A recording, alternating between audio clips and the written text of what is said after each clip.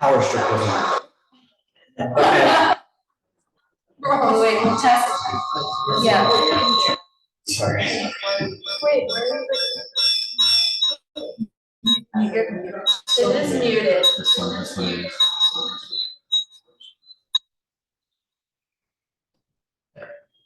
Okay.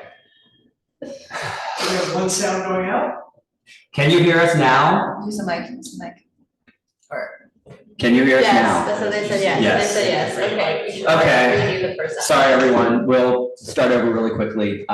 This is 20 minutes later. Sorry about that. Okay. We're going to start over really quickly. I'm going to just read through the calendar really quickly. The items that I'm going to read have been withdrawn this evening. Number 3, 45 Mott Street. Number 6, 107 First Avenue. Number 10, 154 Orchard Street. Number 11, 185 Orchard Street. Number 13, 525 East 14th Street. Number 14, 540 East 5th Street. Those items have withdrawn this month. They may appear at a future date, so please watch the calendar if you are interested in one of those. We were going to start with number 4, 88 2nd Avenue. However, at the moment, the applicant is not here. They may have withdrawn but did not notify us. So we will wait till the end of the meeting, and if they are not here, Do we we'll. not know because they didn't hear us at before? You should ask again. Oh, yes, just because you didn't hear me last time. Is the applicant for 88 2nd Avenue, Sunflower East Village here? If you are, please raise your hand.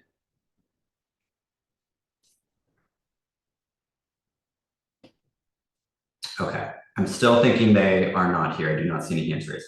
So again, we are going to move on to the next item, and we will come back to that at the end of the meeting and make a motion at that point. We are going to move on to number 5, Han Dynasty, 98 3rd Avenue. The attorney, we know Frank is here. If you are the applicant here, please raise your hand. Please raise your Zoom hand. We will promote you. Is she definitely coming, Frank? Yeah. Yes, here's a text. Can you give me more details on the next meeting? Okay. I just texted you on the meeting. If you want to skip it, I'll come Yeah, I was back. gonna say, do you want us to move on? Just move on. I can do it myself. Okay, so we are going to skip Hanoi House for now. Susan had a few things she wanted to speak to with Hanoi House. So we are going to move on to number 8, which is JBUSHF 14th Street at 124 East 14th Street. Oh, Donald Bernstein raised his hand. So he is, Donald is probably here for this item, I think. Yes.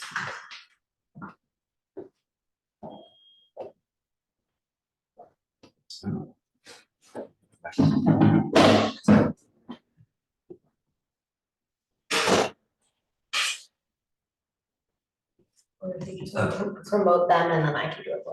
Okay, I'll do that for now.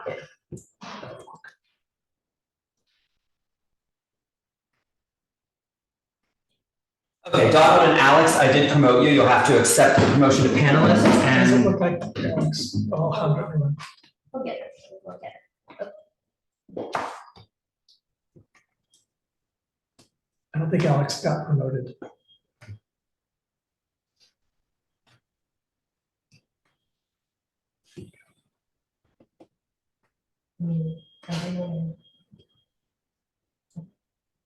There.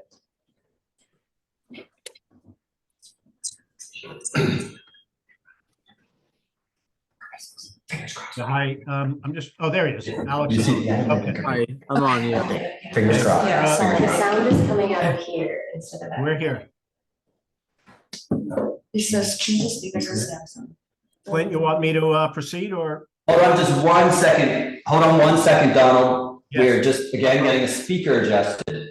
No problem. Okay, Now we have you coming out of the right speaker. I think you can hear us. I think half hour later, we finally have the tech issues worked out. Donald, I'll just give a quick little summary of this application, and then I will open it up to you and the applicant for any other additions or changes. great, thank you. So JBS UHF 14th Street is seeking a full on-premise liquor license located at 124 East 14th Street between 3rd and 4th Avenue. This is an application for a restaurant or a booth within a food hall that seats up to 225 people, 13 tables and 98 seats with a common backyard patio with a maximum occupancy of 100 and seating for 60. They have a full kitchen serving food during all hours of operation. There are TVs and background recorded music throughout the food hall. There are 9 on-premises liquor licenses within 500 feet. The applicant is taking over a booth currently operated by Top Hops Beer Shop. It's one of 13 food vendors operating in the Union Square Food Hall, which is located on the ground floor of Zero Irving. This booth, Top Hops Beer Shop, has an on-premise liquor license.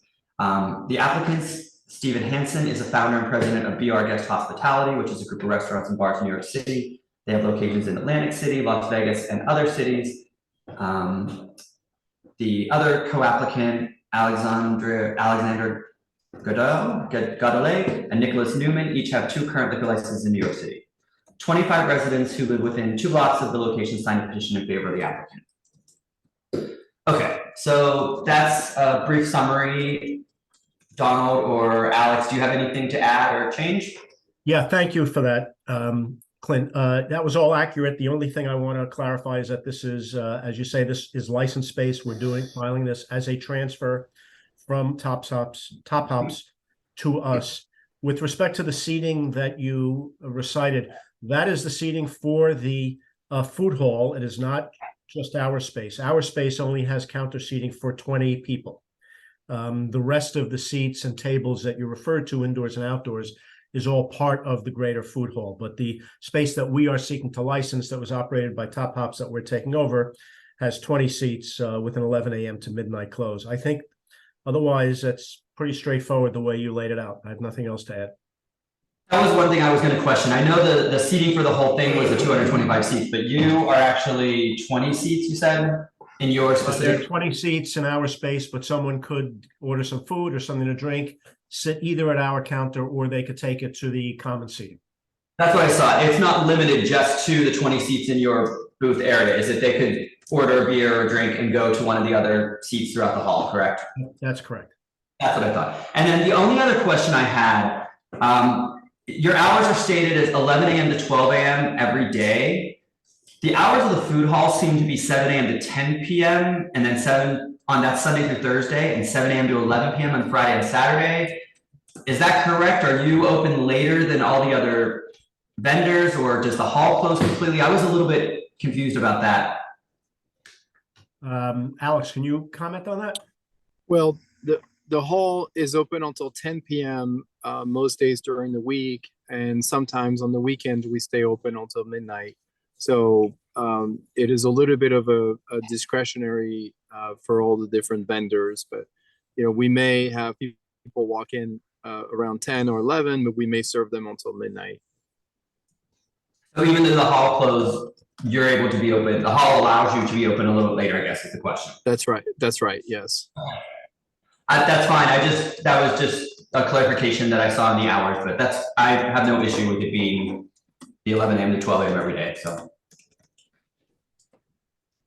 Okay, was there anything else that either of you wanted to add or? Nope. No Okay. comment. Thank you. Okay. That being said, I think we will go to the public. Are you on or who's doing Zoom? Did you give back? No, I'm on Zoom. Oh, okay. I just multitask. You're smart.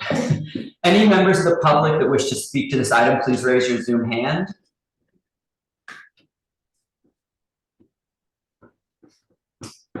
Okay, oh, you're on panelist. No, this one's on panel. Oh, sorry. Never mind. You're fine. Keep doing what you're doing. Okay, I don't see any members of the public or anyone else that wishes to speak to this item, so we're going to go ahead and move on. Are there any members of the committee that have any questions or comments about this item? It seems very straightforward. Pretty straightforward. It's inside a food hall. I mean, my theory is it's inside a food hall. It's not, it really has no effect on anyone in the surrounding area at all, so. Okay. That being said, I think if anyone, I'll go ahead and make a motion that we would approve this or recommend denial unless they agree to the following stipulations.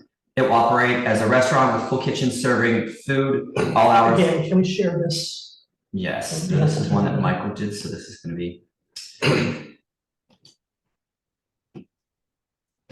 So it goes. Okay. So the above section is everything that I read previously. The only other question, which I think we started, do you have a business name other than your LLC at the moment, or is it still doing just a TBD? I think it's TBD. Okay. Interesting. So everything else up here was what I listed earlier in the whereas clauses. I'm going to move down to the therefore it be resolved, the community board 3 recommends denial of the application for a full on-premises license for the premises located at 124 East 14th Street unless the applicant agrees to the following sign notarized stipulations. It will operate as a restaurant with a full kitchen serving food all hours of operation.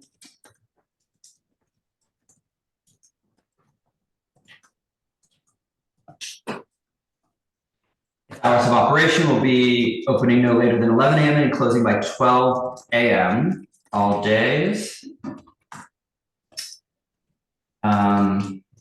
Some of these items for this needs to be modified a little bit because where we would normally put will not use outdoor space.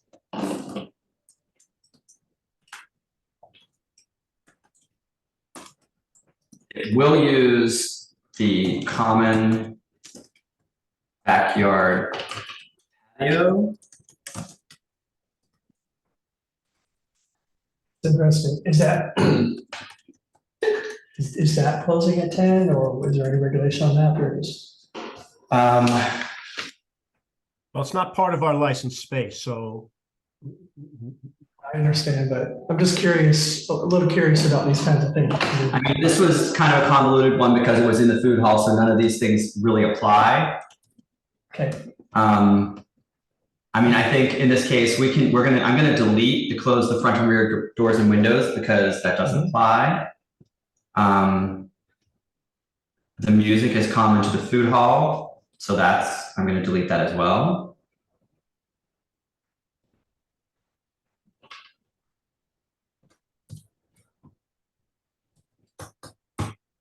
It will not apply for any alteration of method of operation or for any physical alterations without appearing before community board 3. It will not host pub crawls or party buses. It will not have unlimited so drinks. you specials. deleted half of that. You deleted both of those 2 things. No, I don't see it. they're still on here. 5, Oh 6. goodness, what happened? It's so small. Okay, I see it. Oh, I can here see if I can bump it up a little bit. That might help. Right, of course, better. Thank you. There you go. Sorry about that. I was looking at my screen and forgot about everyone else trying to read it. It will not host party calls or party buses. It will not have unlimited drink specials, including boozy brunches with food. It will not have happy hours. Again, I think we can just delete the white lines because it's not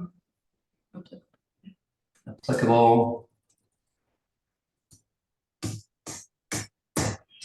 It will conspicuously post the stipulation status liquor license, and it will provide a telephone number for residents to call with complaints and immediately address any resident complaints. Do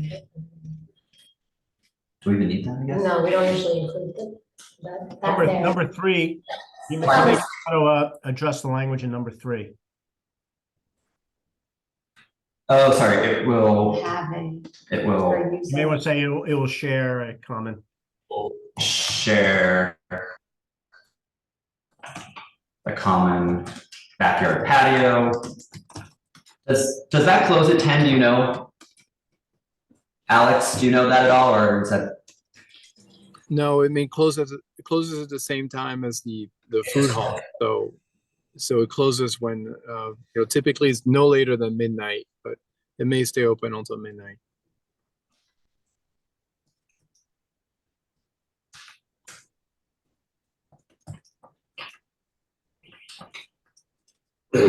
Since they are not the food hall, I don't know that we can ask them to sign that stip. I mean, this is. That's true, because the this food is halls a are. problem, That's but the- That's true. We can't control that. That's true. So I'm just gonna leave it as it will share the common backyard patio. That's your outdoor space use. Yeah. Everything else on here I think still applies. Nothing else really is just the food hall.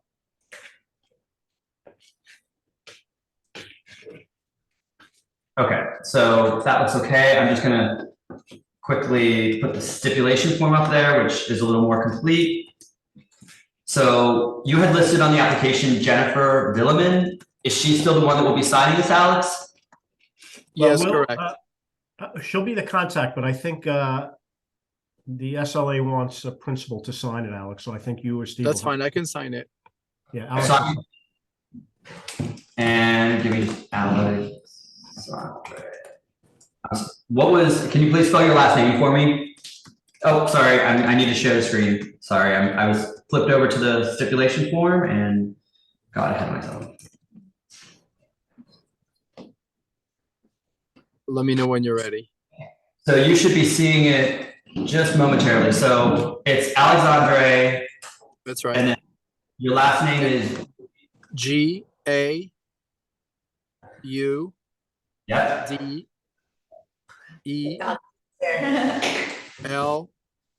yep.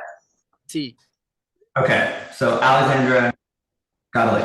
And as a qualified representative of JBUS HF 14th Street, LLC located at 124 East 14th Street, is a liquor, my license type is a liquor, wine, beer, will operate as a full service restaurant within a food hall with a kitchen open serving food all hours. Hours are as here 11 a.m. to 12 a.m. every day. We did not check off will not use outdoor space because you are using the shared backyard. I'm gonna uncheck the close all outdoor dining because Yeah. that's out of Gotta control. apply. Security is handled by, there's no soundproofing, no front and rear doors, so that doesn't apply. You're not DJs, live music, third party promoted events, any event which a cover fee is charged. Will not apply for an alteration. Will not participate in pub crawls, will not have unlimited drink specials. Will you have, that was one thing, will you have happy hours? Are you having any happy hour specials? No. Okay, so I'm gonna check off will not have happy hours, and the wait lines don't apply. We'll conspicuously post the stipulation, and now in this case, this is where the manager, Jennifer, will be the manager, and that is her number, correct? Yes, please. Yes. But Okay, so if everything's okay, Dawn, you know the drill. We will send this out to you shortly and you can get it signed and notarized and get it back to the community board. We do have to take a vote on that first though, but so I guess I made the original motion. Is there a second? Second. Sarah seconded. I'm going to take a vote. Sarah Batchu, Yes. David Crane, Yes, Amanda Lou, Yes. Clint Smeltzer, yes. The motion passes. can I just, point of order? If you're going to insist on a second, you must do it right after the motion is made. Not it's not- after all the debate and all of the amendments. So it should have been after the because the Or resolution. just ignore it because just. Do we because actually you need want to to second discuss that? it. You don't need to Technically, make you a should, but if you don't want to, no, because Okay, we're going to be discussing it, but please don't do it at the end because it's just a fetish. but shouldn't it be, because we have to read through all the therefore, whereas we have to read through Right, all that. so get a second at the very beginning, but don't do it at the end because at that point it's meaningless and it just reinforces the idea that it's meaningless. But it should have been before, after the therefore, right? Right after you do I make a motion. After you make a motion, Don't I nobody may have to read discuss through it it until first? someone seconds it. I don't have to read the You know motion what? for someone You to need second? you need That's to my state question. what the motion is, yeah. That was what But I, let's not even do it that much formality here, we're so small. Just so it should, dispense with the idea of a second. and we will do it then. Okay. Thank you, Dave. Okay, Speed things on. so anyway, sorry about that digression. Donald, they will send this out to you. We can get this back to the community board office and everything will be set. Will do. We'll Thank get that signed and back to you. Thank you, everyone. Good night. Thank you. Okay.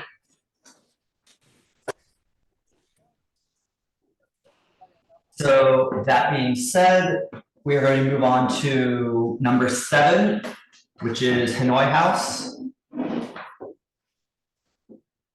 Are the applicants here for Hanoi House, please raise your Zoom hand.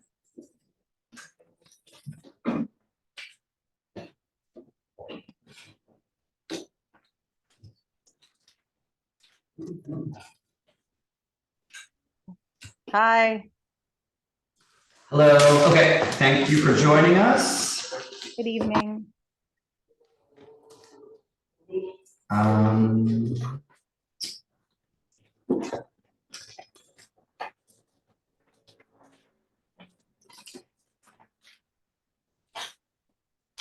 Sorry about that. I was just taking a second to get my summary up. So I'm going to go ahead and just read a quick summary of your application, and then you will have the opportunity to correct me or make any changes.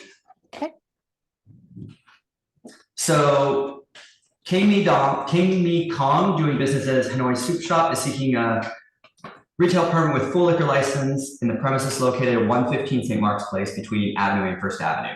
It's an application for an establishment with a certificate of occupancy of 74 people with 1 indoor table and 22 seats. This is to be a private event dining room extension of Hanoi House.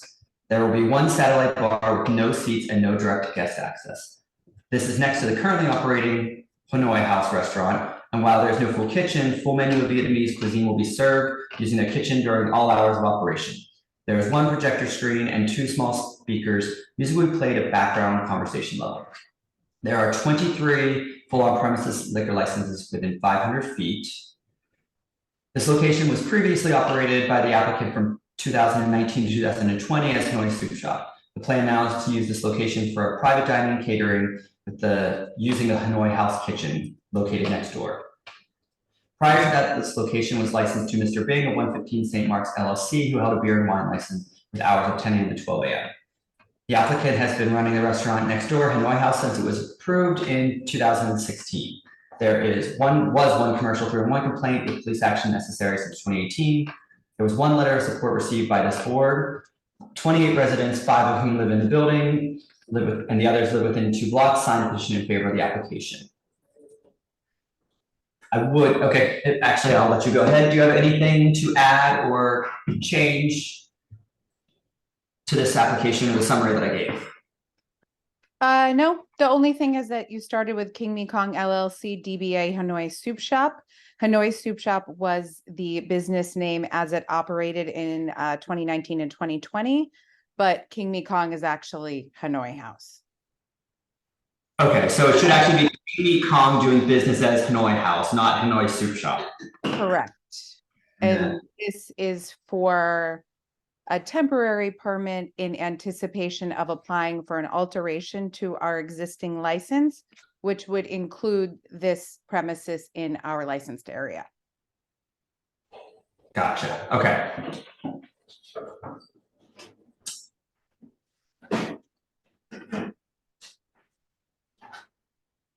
Okay, so I made that change. And that actually was in the summer, that was in the details of the resolution, the establishment of the temporary retail permit. I just kind of breezed over that in my summary, so. Okay. But we do have that information. Okay, so if that's everything that you had to add, are there any members of the public here to speak to this item? Please raise your Zoom hands. I am not seeing anyone. I do think Susan.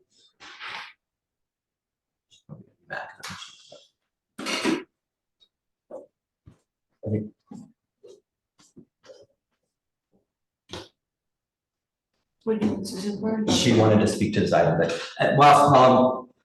yeah, if you want to grab Susan. Does anyone else on the committee have any other questions about this application? Okay, so this is.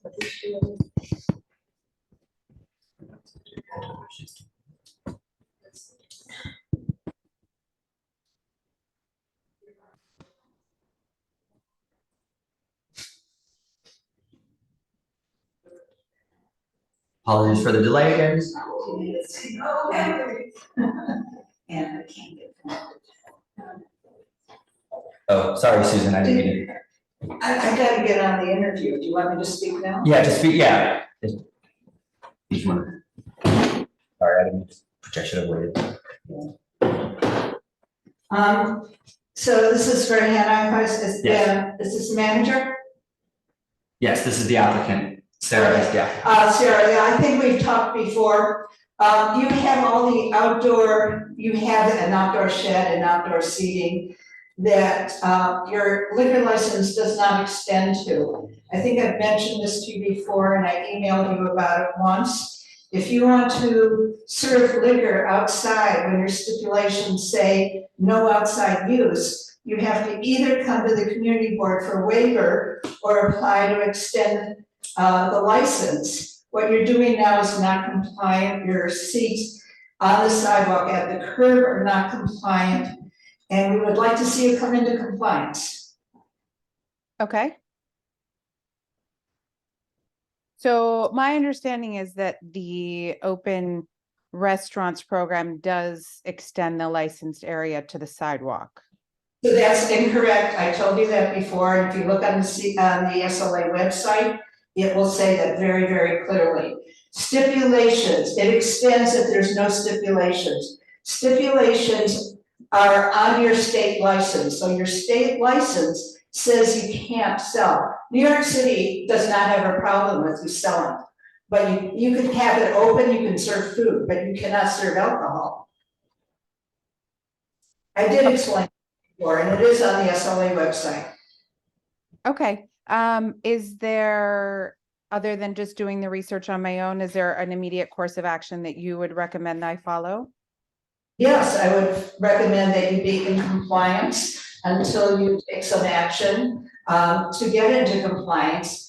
And you could have done the research, you know, when we came to talk about the open street hours, I told you that time. I then went back and looked at your stipulation and I took the opportunity to email. I never recorded it, but I actually took the opportunity to email you. You didn't respond, nothing has been done. So yes, please research it. You can go on tonight after go on the SLA website tonight. They'll say if you have stipulations, that's what your state license for serving alcohol is. New York City allows you to have a dining shed. You do not have a license to serve alcohol there. Okay, I see.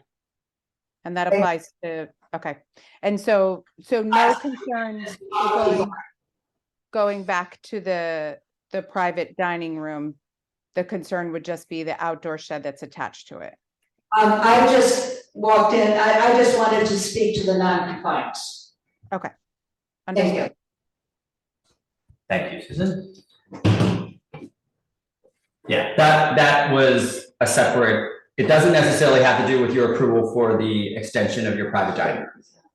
But it's just in general, your operation.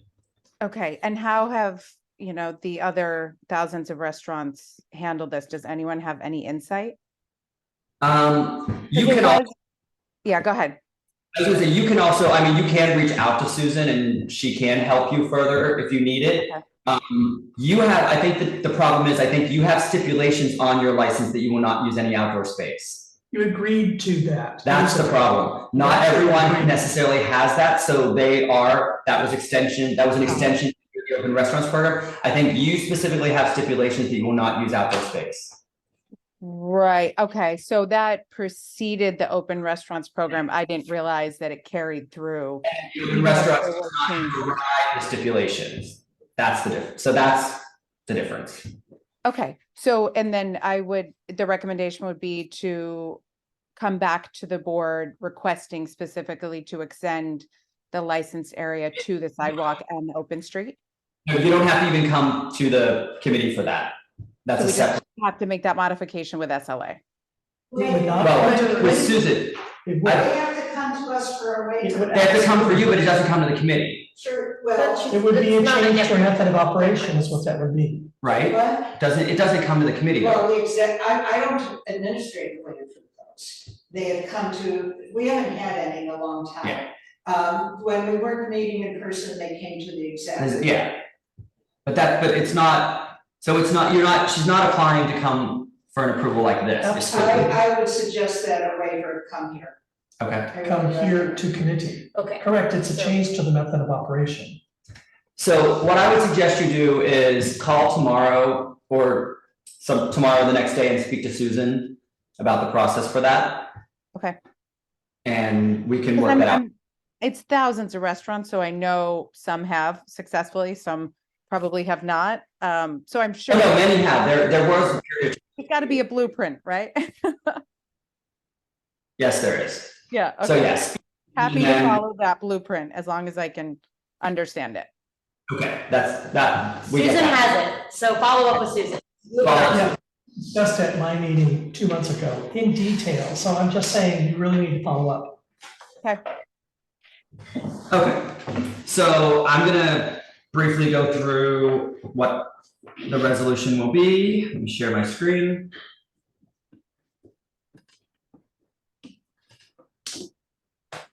If you could highlight what the actual change is, What, if you would highlight what the actual change is, because I've lost track. what do you mean the change? The change that they're being requested, it exists already, so. No, this is a new space, this is a new space next New door. Space next door, okay. So this is an entirely new space next door to their existing location. So it's going to be operating as a private dining room. So the whereas clauses are here above, which is what I summarized previously. I will make the change that it's Hanoi House, not Hanoi Soup Shop, but this was sent to me as a PDF, so I will modify it later. So therefore, it be resolved that Committee Board 3 recommends denial of this application for a full liquor license for King Me Kong LLC for the premises located at 115 St. Mark's, unless the applicant agrees to the following signed notarized stipulations. It will operate as a private dining room with Vietnamese food served during all hours of operations. Hours of operation will be opening no later than 12 p.m. and closing by 11:30 p.m. all days. It will close all outdoor dining allowed under the temporary open restaurants program and any other outdoor uses by 10 p.m. all days and will not have any speakers or TV monitors outside. It will close any front and rear facade doors and windows at 10 p.m. every night or when amplified sound is playing, including but not limited to DJs, live music, or live non-musical performances, or during unamplified live performances or televised sports. It will play ambient background music only, consisting of recorded music, and will not have live music, DJs, promoted events, scheduled performances, any event which a cover fee is charged. It will not apply for an alteration in its method of operation without coming first before Committee Board 3. It will not host pub crawls or party buses. It will not have unlimited drink specials, including boozy brunches with food. It will not have happy hours. It will ensure there are no wait lines outside and will designate an employee for ensuring no loitering, noise, or crowds outside. It will conspicuously post the stipulation beside its liquor license, and it will provide a telephone number for residents to call with complaints and immediately address any complaints. So that is the resolution. I'm going to go ahead and move to a vote. Well, actually, first, I will go through the stipulation form so that they have the opportunity to see that, and then we will vote.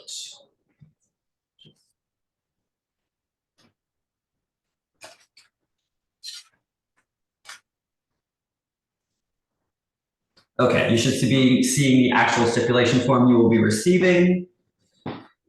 So Sarah Levine, qualified representative of Hanoi House at 115 St. Mark's. My license is asking for a liquor license, will operate a Vietnamese restaurant with a kitchen open serving food all hours.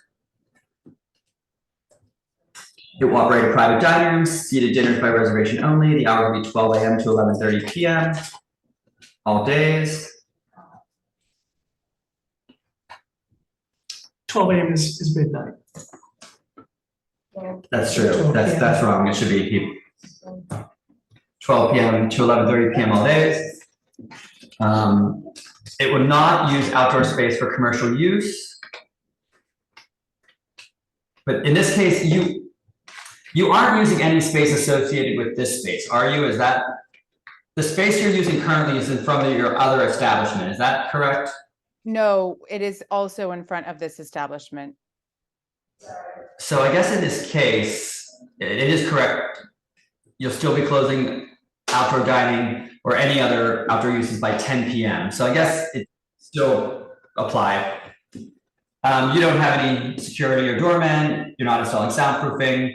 You will close any front and rear facade doors and windows at 10 p.m. every night or when amplified sound is playing, including but not limited to DJs, live music, non-musical performances, or any unamplified performances or televised sports. You will not have DJs, live music, third-party events, or any event in which a cover fee is charged. Schedule performances. Now, did you were gonna have private parties? Because this is a private dining room, so I guess. Yeah, just for instance, like a birthday dinner for 20 people. Many. So how many, like, how often do you think you'll be doing that per month or per year? I'm not sure. I mean, the goal would be to do, anywhere from 6 to 10 a week. And they're not like parties, they're reserved dinners with prefix menus and wine and. Yeah, it's a little different because this is specifically it's a private event space, so. Correct, yeah, it's not open to the public when it's not booked.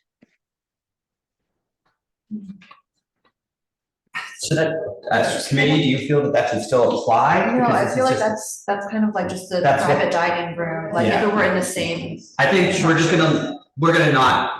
Check it out. we're gonna ignore that. I think it's just because that's the whole intent of this is a private dining room, so. So is there gonna be like, Third-party promotion. I don't know, I was thinking more like, what's the max capacity again? Like, are we concerned about like a very large party? What were the seats? It wasn't large. Was it 22 seats? Yeah, so the floor plan shows, it's basically one long banquette with 2 long tables and a total of 22 seats. So it's 12 chairs with 10 on the banquette. So it's just one long table. And, of course, the guests can stand as they gather and have drinks while everyone arrives, but it is meant to be a dining room. But this isn't going to be a massive space. We're gonna have 100 people in there for a big. No, Party. yeah, Like Move. you physically can't fit more than maybe 24 people in there. 20. So that's fine. We're just gonna leave that. We're gonna ignore the private parties. It will play ambient recorded background music only. It will not apply for an alteration to its method of operation without coming before CB3 first. It will not seek a change in class. That's already a full license. And it will not participate in pub crawls or party buses. Will not have unlimited drink specials, including boozy brunches with food. Will not have a happy hour. It will not have wait lines outside. And you will designate a person to make sure there's no loitering or noise or crowds outside. Will conspicuously post the stipulation, and residents may contact the manager owner at the number below.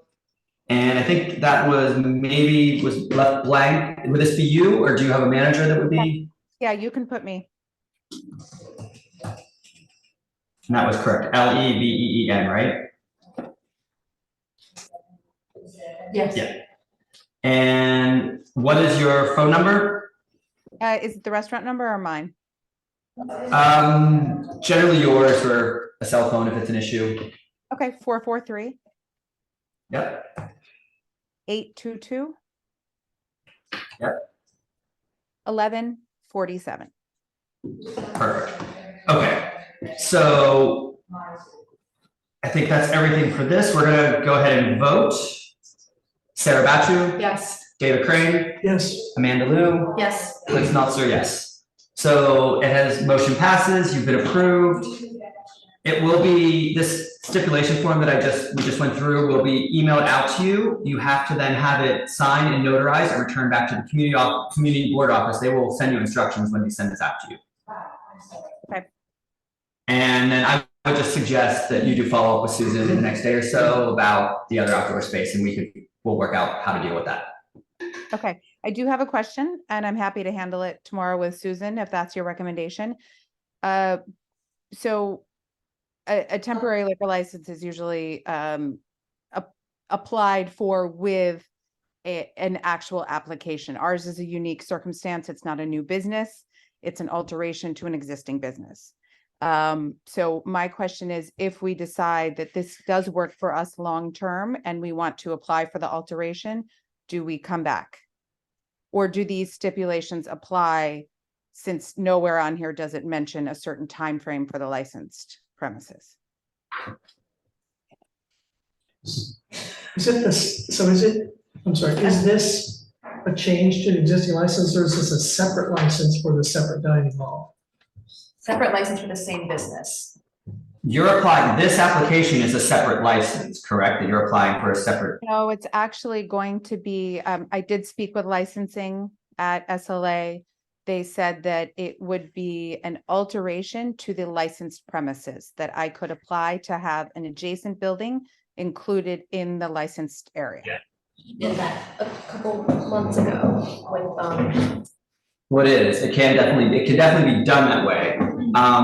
But that being said, I think I know what you're asking.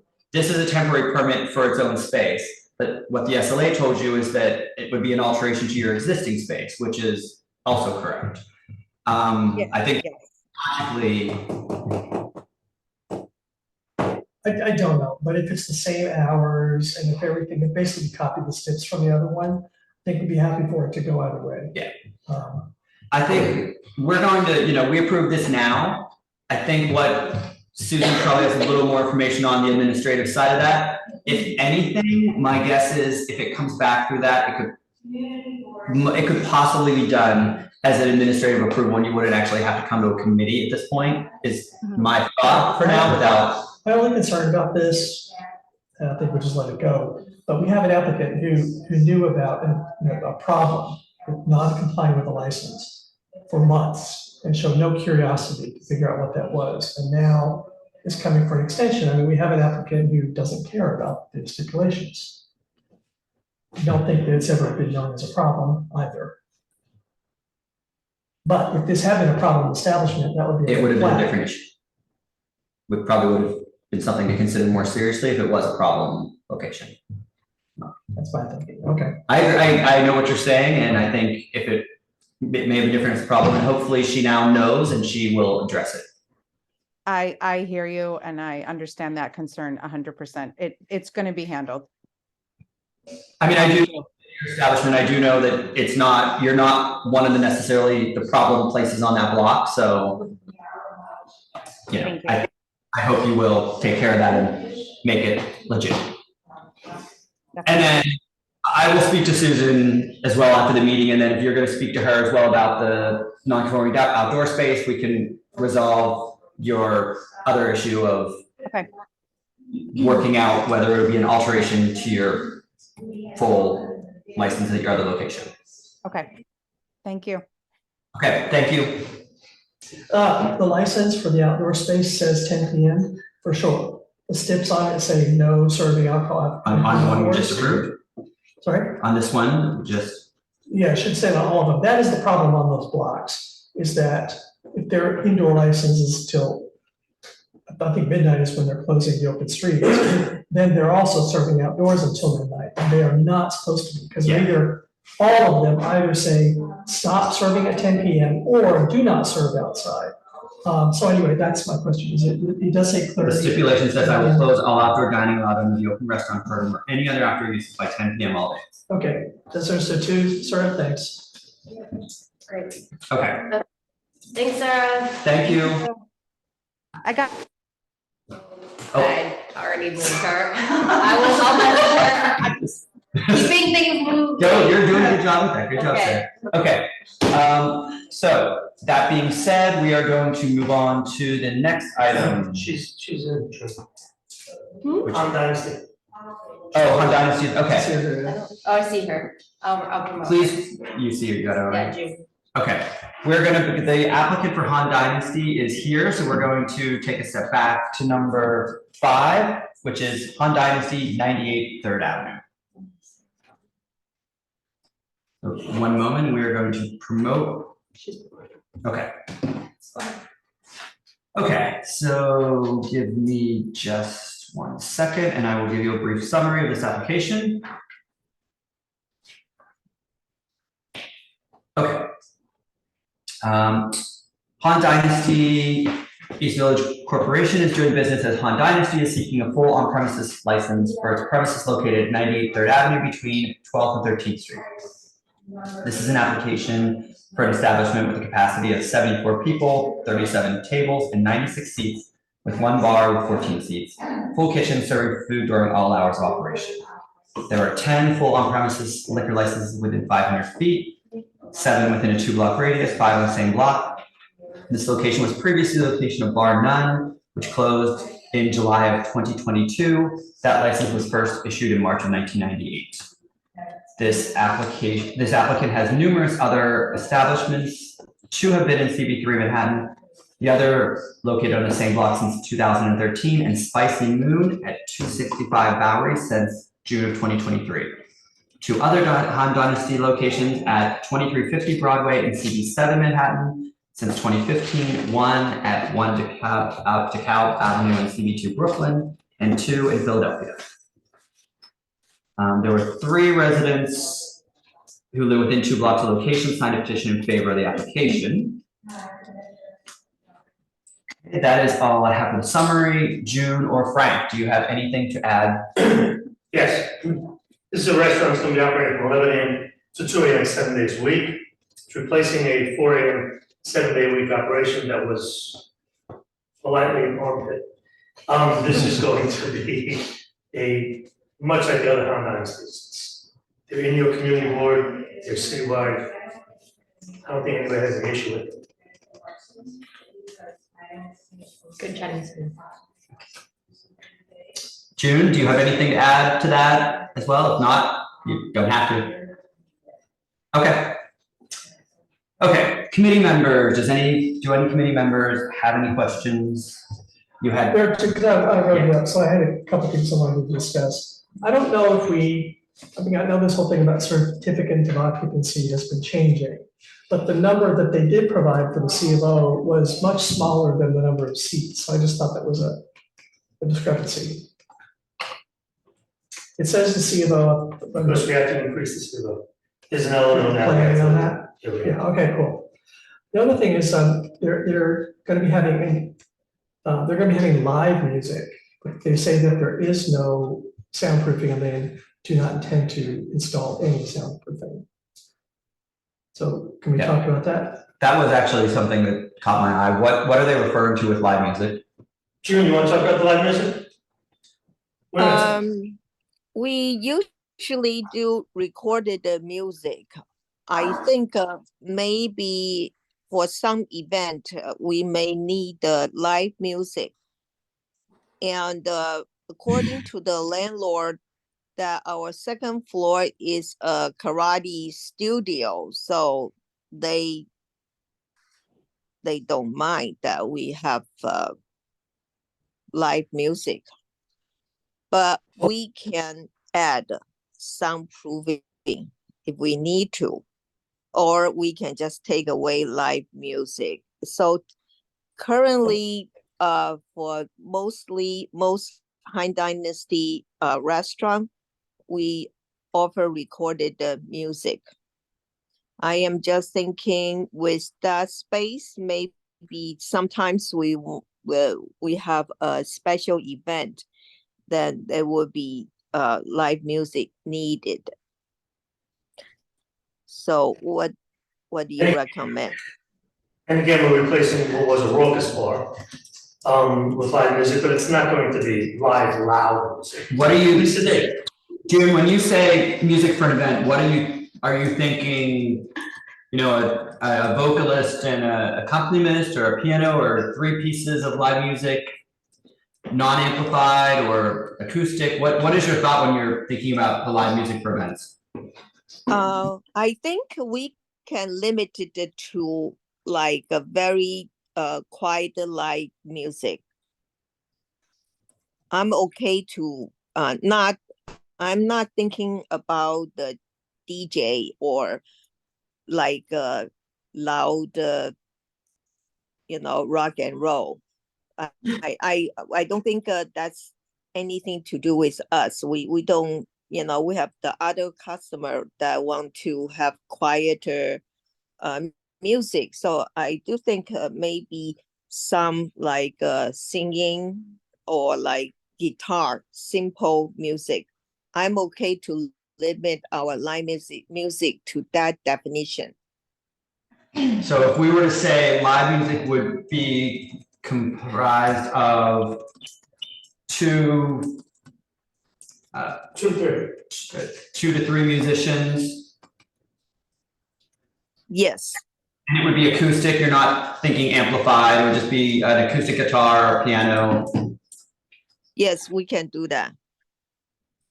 Acoustic, not going through their sound system whatsoever. So this would be acoustic, not connected to your sound system at all, correct?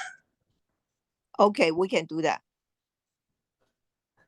Because you can like it as long as you put it at background level. So the other location, they just opened in June, Spicy Moon. We approved it recently, so and I went to eat there recently. The music was quite loud. Loud enough that we didn't stay because it wasn't to my liking. But it was also loud. I just went there recently, it is very Yeah. loud. So I'm wondering if it's the same kind of loud music that you do at Spicy Moon. I don't know. It's not Well, just Spicy the Moon's one not- neighbor upstairs. But the Spicy Moon, we have very good soundproof. We, the second floor neighbor never complain. We do have very good soundproof. But for Han Dynasty, if you go to other Han Dynasty, it's a different vibe, but we don't play that loud. It's a different kind of music too. No, I We're talking about live understand, I versus- understand. I love the other Spicy Moon, the one on Sixth Street. So I hoped to find the same It, thing. it's very different. The new one is trendy. Anyway, Clint, I don't know what to say here. Was We it, is can everyone say okay that with? they're doing it at, background level, which is not what's happening at Spicy Moon. I don't know what their steps say. But we say it's background level, and I suppose that I don't know what I want to say about. Are we okay with saying live music would be limited to no more than 3 acoustic musicians at background level? Yeah, but I'm also concerned about the recorded music, Clint, because what happened at Spicy Moon, if that happens at this location without soundproofing, it's bad. I mean, if they're agreeing to ambient recorded background music only, and that's our standard. Yeah, I don't know. I Spicy Moon suspect may have that- agreed to ambient music only, and they may be violating their steps if it's at entertainment level, I don't know.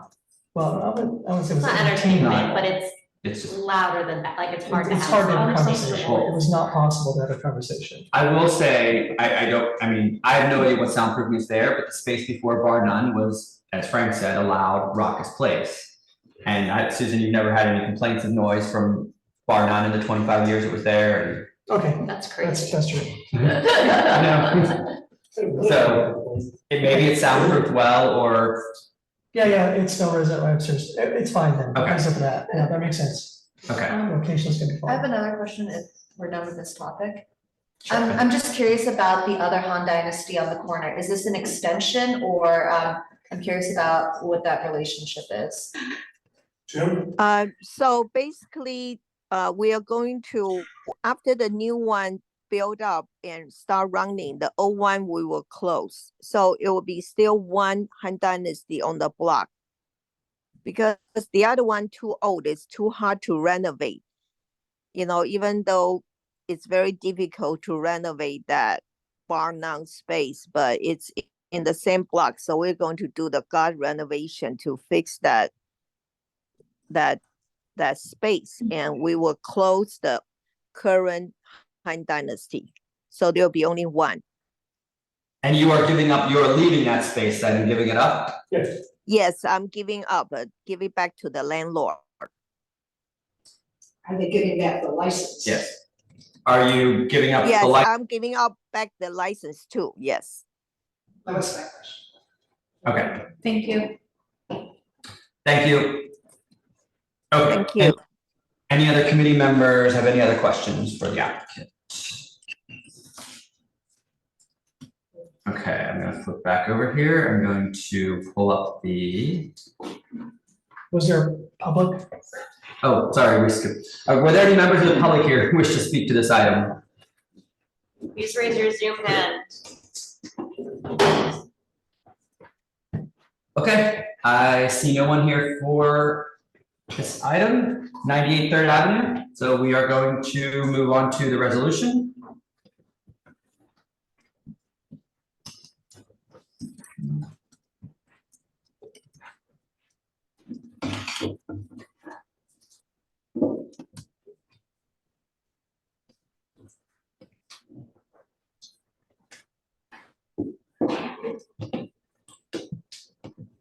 you should be seeing, yep, okay, let me zoom in just a tiny bit, make it a little bigger. Okay, so these whereas clauses were everything. I will remove this whereas clause can be removed. There's no one here. And we will go down to the therefore. Let's go to the whereas there. Do we want to rephrase it? Because I did point out there the yellow part above, the C of O. Oh. You just want to delete it all, or what are we going to do for it? This part, I mean, I think. The capacity of 74 people, that was what they reported to CFO. And Frank says that they're going to go back and get that expanded. I think, I don't know, I suspect we should eliminate the phrase capacity of 74 people.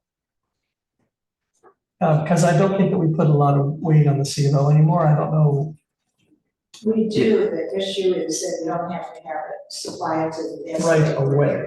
Okay, Right, so then what their CFO is much smaller than it's going, they're actually gonna have 110 seats, I think, not 74.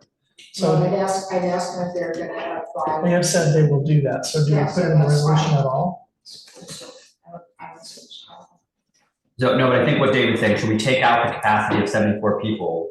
Out of the resolution.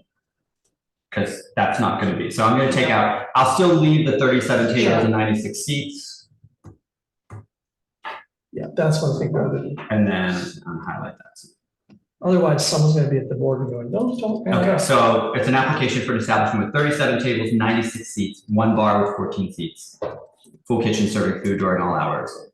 10 full on-premises license, previously barred none, closed in July 2022. Lists their other locations, 3 residents signed a petition. Okay, so therefore, Community Board 3 recommends denial of this application for a full on-premises liquor license for Han Dynasty East Village Corp. Located at 98 3rd Avenue unless the applicant agrees to the following signed stipulations. It will operate as a full-service restaurant with Asian food served during all hours of operation. Its hours of operation will be opening no later than 11:30 a.m., closing by 2 a.m. all days. It will close all outdoor dining allowed under the open restaurants program and any other uses by 10 p.m. Not have speakers or TV monitors outside. It will close any front and rear facade doors and windows at 10 p.m. every night, or when amplified sound is playing, including but not limited to DJs, live music, live non-musical performances, or during unamplified live music or televised sports. It will play ambient background music consisting of recorded music and will also have live music at background level, with no DJs, promoted events, scheduled performances, or any event in which a cover fee is charged. It will not apply for any alteration in its method or for any physical alterations without coming before Community Board 3. It will not host pub crawls or party buses. It will not have unlimited drink specials, including boozy brunches. It may have happy hour until 6:30 p.m. each night. It will ensure there are no wait lines and will designate an employee for ensuring no loitering or crowds outside. It will post a stipulation beside its liquor license, and it will provide a telephone number for residents to call with complaints. Does that sound okay, Frank? Sure, you okay with that? June, does that sound okay for you? Yes, everything's good. So I will flip over and I will share the actual stipulation form, which will be sent to you.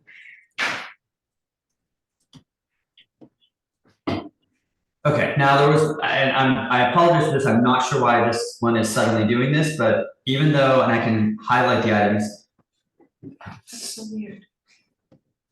Sure, again, the PDF is good. It's the PDF theme. I just opened it with a regular PDF and thing. So the strange thing is, I thought it was not filled in, but when I go to it, it's actually, like when I click on it, it's filled in.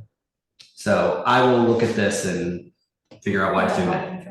You know my position on editable PDFs. I know your So June Kwan is filled in there, Han Dynasty Corp, located at 98 3rd Avenue. The other things seem to be filled in, except down here, the hours are 11:30 a.m. to 2 a.m. all days. It will close all outdoor dining allowed under the open restaurants program. You're not having security or a doorman, are you? No. No. And now you I did- don't know. I Oh. might, because in that area at nighttime, the set weekend nighttime, we might need the security. So it's no for now, I guess. So Otherwise you're committed to it. yeah, if you say yes, that means you're committing and you're saying yes, you have to. So Oh, I- we do not know yet, but if we need to, we will. So, only on the weekend. But for current Han Dynasty at this, at the older location, we don't have that. We don't have any issue at all. Okay, so we're gonna We leave that. never have, any security guard outside for the current Han Dynasty. Cut off. I'm gonna leave that blank. That you're not gonna Okay. have, you're not employing a doorman. And then now the one thing, you originally weren't installing soundproofing.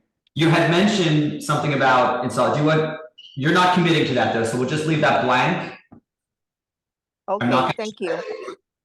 Yes. And then you will close any front or facade doors and windows at 10 p.m. every night or when amplified sound is playing, including but not limited to DJs, live music, or live non-musical performances, or during unamplified performances or televised sports. So you will not have DJs, third-party promoted events, any event which a cover fee is charged, or scheduled performances, but you will have live music, and it's limited to no more than 3 acoustic musicians at background level. How Okay, many- understand. Yes. See how many filled in for private parties for however many. I don't actually, oh, wait here, sorry. Click on it. Oh, and then you had You have- so you could have no more than 2 private parties per year was what you put in your application. For, is it a year? Yeah. Okay. Is that correct, June? I missed that. What is it? You had checked in your application, you would have no more than 2 private parties per year. And what we consider a private party is basically an entire buyout of the whole restaurant, not just if you have a birthday party at a table or section of your space. So it's. All right, 2 that's fine. Entire buyout, I will not have more than 2 entire. We usually don't do entire buyout. Okay. So, So we'll leave it at no more than 2 per year. all right. You would not apply for a method of operation change or any physical alterations without coming before CB3. Will not participate in pub crawls or have party buses. Will not have unlimited drink specials, including boozy brunches. Will have a happy hour that will end at 6:30. Will not have wait lines outside. Will have a staff person responsible for ensuring no loitering or crowds. It will conspicuously post this stipulation, and residents may contact the manager or owner at the number below, and any complaints will be addressed immediately. And then I assume this is going to be you, is the manager, do you want your name for the person to contact if there are any issues? Okay. All right, that's fine. And then what is the number 212-390-8685? That's the telephone, company, the restaurant, current restaurant phone number, but I will move that phone number to the new one. Okay, so it was 212-390, what was it, 86? 398685. Gotcha. Okay, so everything okay with that, Frank? Yes. Everything, okay. So we're gonna take a vote on this, June. David Crane, Yes. Sarah Batchu, Yes. Amanda Lou, Yes. Clint Smeltzer, yes. Okay, June, you have been approved, so we will send this stipulation form to your attorney, Frank, and he will get it signed and notarized and get it back to the community board office. Thank you so much. You have a nice evening. Thank you, good night. Thank you. Bye-bye.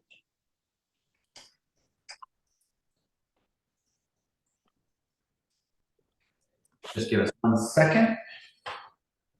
Save that.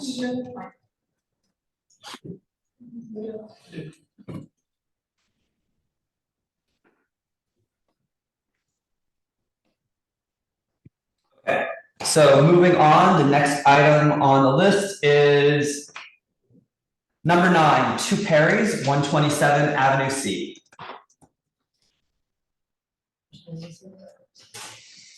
You want to do this one first? There's only 2 left. I mean, why don't we, because they've been so patient. He's with both. She's the last one, we could do her. first. Frank. We could do her first, but Frank's with both, so, Okay. okay.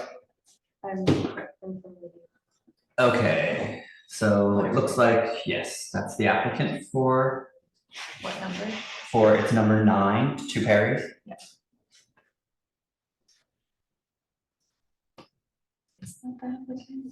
Min, yeah, Yeah, Min, she's, yeah, okay. it's a I different, remember that guy. it's different, Which one? it's new, Yeah, it's not the same. he got rid of it. I did read that email, but I was very confused. Oh, that was really, He took it very personal. it was really sad. Took it personal.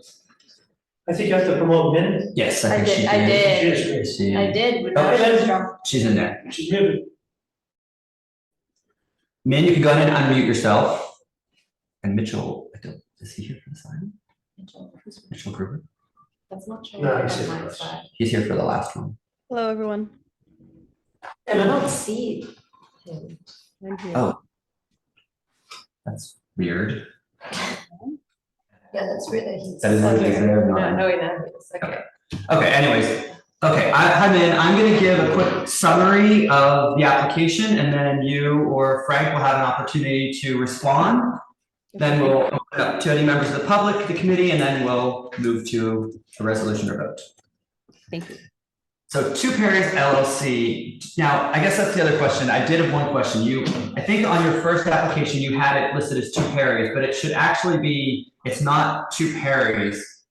It's the city, it's the other, City Hospital. Yes. yeah, so on your first application, I think Frank, you sent a revised one today that corrected it maybe? No, it was always City Was it always- Hospital. Okay. We did make changes to it though. That was maybe, I think I saw an earlier one, which was, so.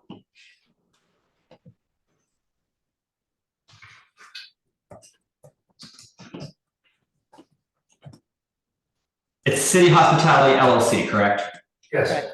Okay, doing business as Two pairs. Two Perry's is seeking a full on-premises liquor license for a premises located at 127 Avenue C between 8th and 9th Street. This is an application for an establishment with 74 people, 4 tables, 13 seats, with 1 bar that has 10 seats, serving American comfort food, served during all hours of operation, with live and recorded music at background levels only, hours of operation 5 p.m. to 12 a.m. Monday and Tuesday, Wednesday through Saturday, 12 p.m. to 2 a.m., and Sunday, 12 p.m. to 12 a.m. There are 11 full on-premises liquor licenses within 500 feet. This location has been licensed for a full on-premises liquor license since 2016. It was previously licensed from 2016 to 2021 to Moss Isley LLC, doing business as Loverboy, closing hours at 2 a.m. Sunday to Wednesday and 4 a.m. Thursday to Saturday. This location currently is a full on-premises liquor license operating under Two Perry's with hours of operation 7 a.m. Monday to Sunday and closed by 12 a.m. Sunday, Wednesday, 2 a.m., Thursday and Friday, 2 a.m. This applicant has been a manager at this location since 2021. There were 39 commercial 311 complaints at this location, with 13 requiring New York Police Department action since 2021. 1 resident submitted a letter in opposition to this application. There were 30, and I actually counted again. I did right before the meeting because you said that it was, I think, 79. I think I did a quick count before the meeting. I think you had 79 residents who live within 2 blocks of the location sign a petition in favor of the application.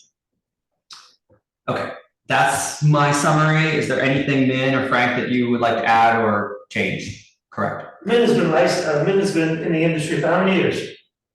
Over 25 years.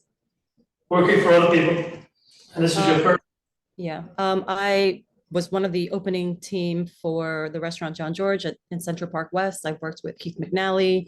I've worked with Oliver Stum at Rin Tin Tin for 8.5 years, running and operating his restaurant there. Prior to Rin Tin Tin, in that same space, I also ran that restaurant called Bar Marché for 8.5 years. Before I came on to Two Perry's, I was the AGM for NoHo Cultural, which is Zero Bond. It's a private membership club. So I'm a veteran operator and have a lot of experience managing restaurants mostly. So what happened here is, I think you would know better than me, Clint, but I'd say maybe 6 months ago, this applicant came to change his method of operation. And obviously I represented him, really had no clue that he was a problem with the neighbors. And heard a lot of noise about it from the neighbors. So much so that he decided he's walking away, he's had enough. So Min is actually in a position where she has the opportunity to operate her own business, be her own boss, after 25 years. Some So people we- don't want it, yeah. The neighbors' concerns, you met with some of the neighbors personally? What's that? Yeah. You met with some of the neighbors? I did. I even spoke to Heather, who was opposed before. I hope she's okay with the way we're operating currently. I think that I've been very respectful in terms of like closing at the right time, all the windows, keeping the music really low.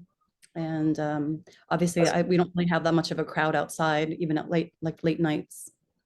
That's another thing. After Mike came to that meeting, he did instruct his staff to obey the stipulations. And I think we have been, I'd like to know. So I live on Avenue C and I go by this place on a regular basis. I have pictures and videos which I could share, but I don't think it's necessary that your window, so first of all, in June, he was told that his stipulations were the windows were to be closed at all times. He was unaware of that. He was unaware of that at that point, but at the meeting, it was made very clear to him that his stipulations were to have a closed fixed facade. That was made very clear at that meeting. I went back and watched the video and it was very clear. I believe on the stipulations, it said till 10. No, it does not. It said the front door would be closed at 10. Otherwise, it was to be a closed fixed facade. And we made that very clear at the meeting. And if you were the manager at this location, he should have came back because he did seem to understand that after he left the meeting. I would think he would have came back and told you that. I think I read it was like 10 p.m. So maybe I'm wrong. It would not allow us to have any windows open at all. No, and that was made very clear in June to Mike at the meeting. He said he didn't know that at that point. I can pull up the stipulation and show you what was approved. It said the front door would be closed, otherwise it would be a closed fixed facade. The front door would be closed at 10 p.m. Front and back doors closed at 10 p.m. Otherwise, it's a closed fixed facade.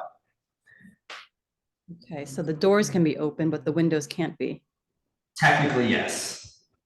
Okay. The problem is the place before this was very loud. That was why when he came in with little to no experience, they were very concerned. So they wanted the doors and windows all closed except for the entrance door.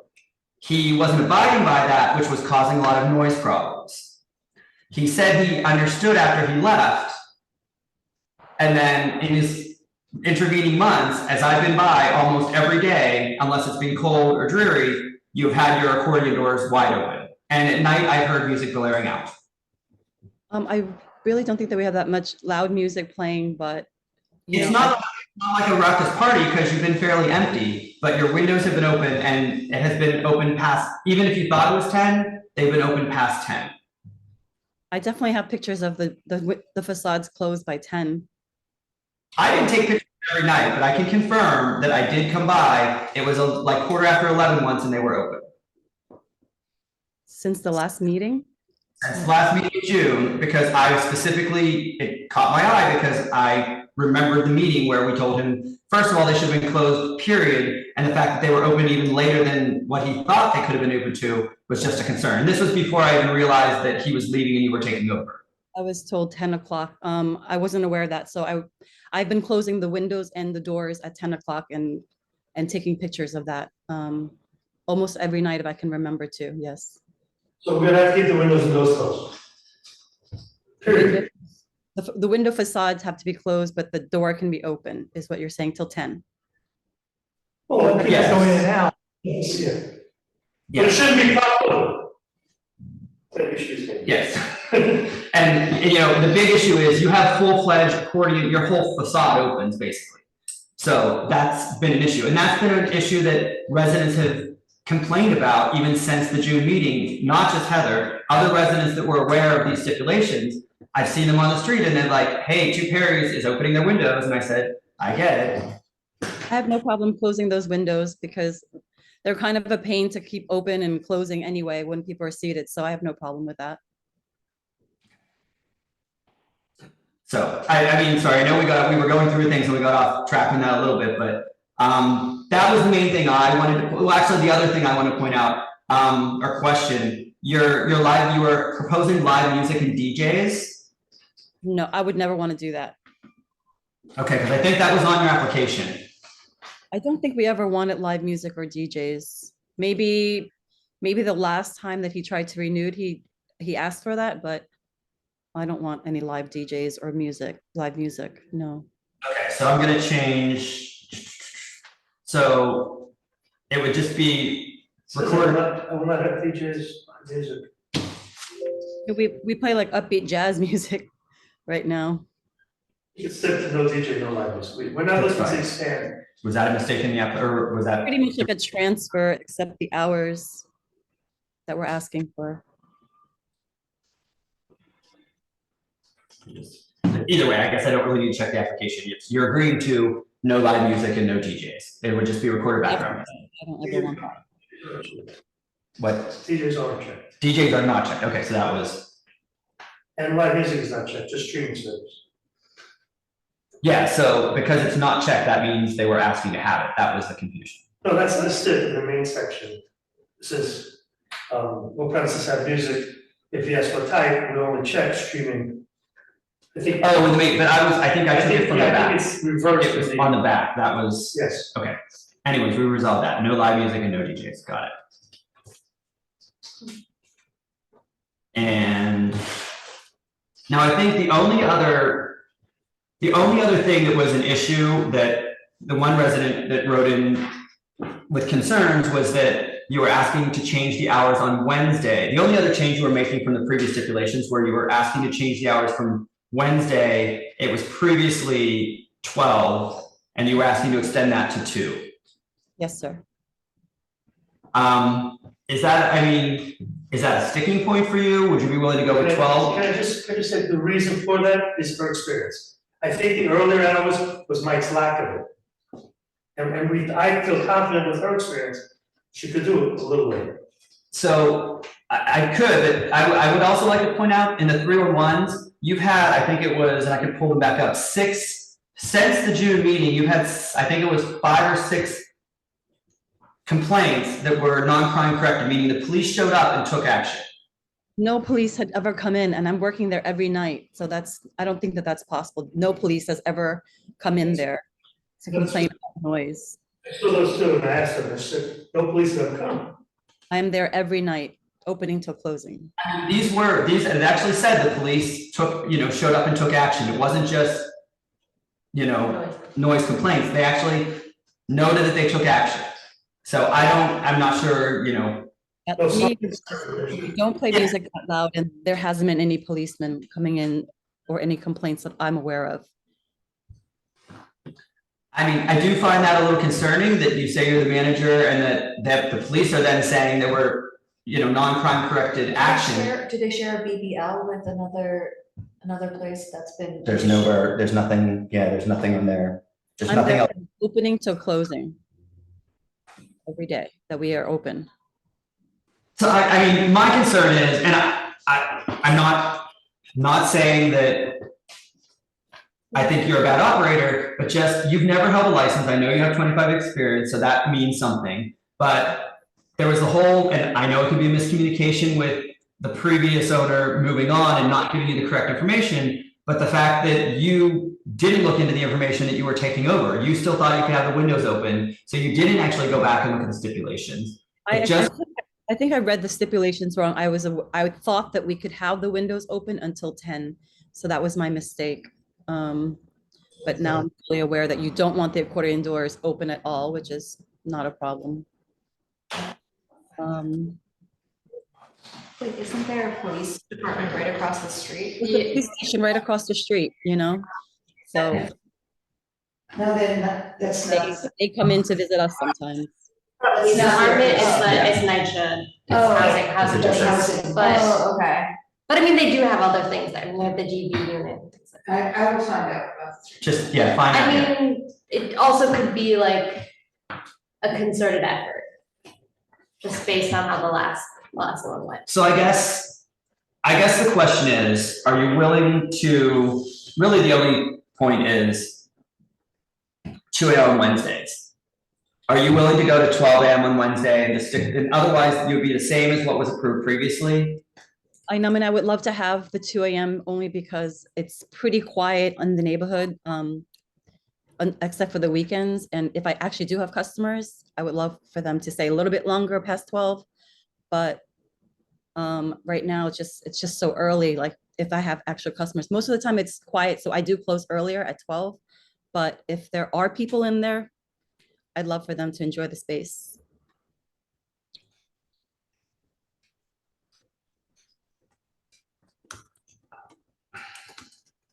I mean, my only, And I- on Wednesdays, like, I barely have even 20 people in there, ever.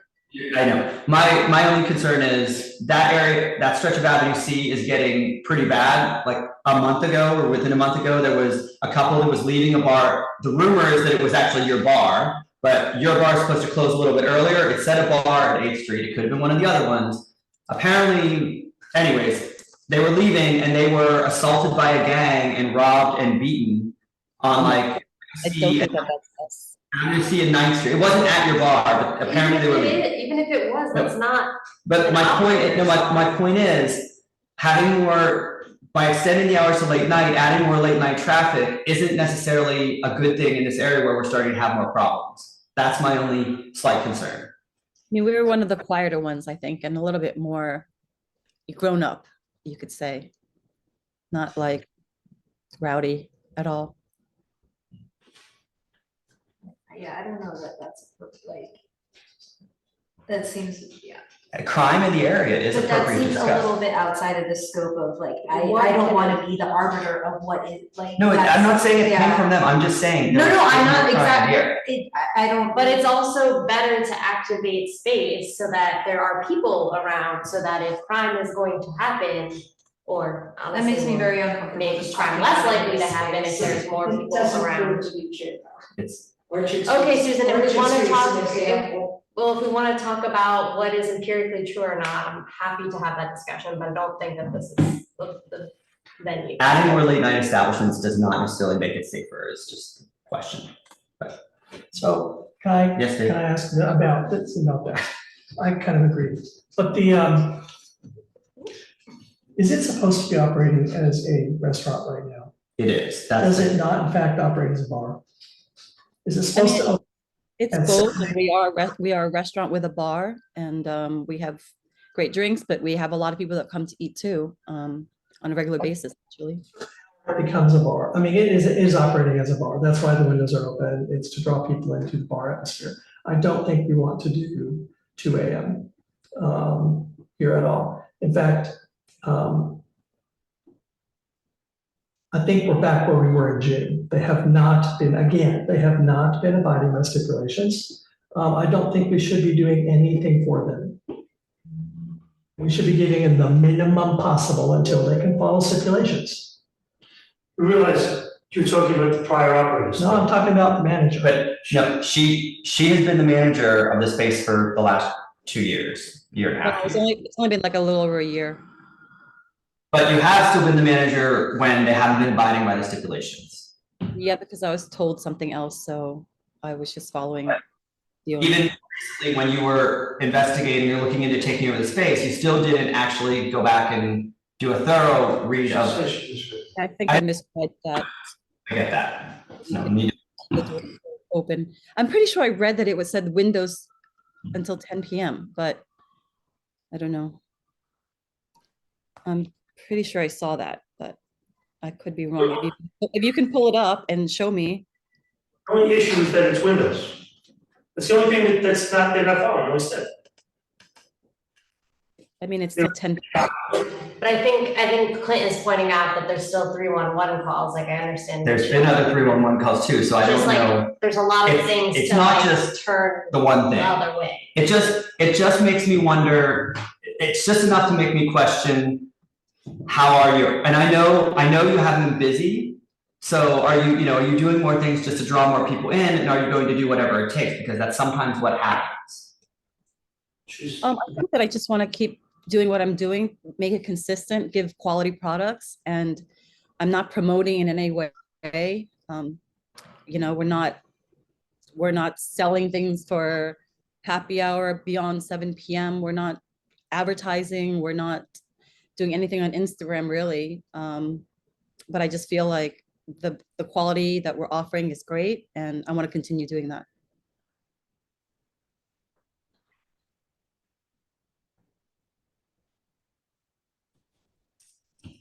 It's 2 hours, I don't care.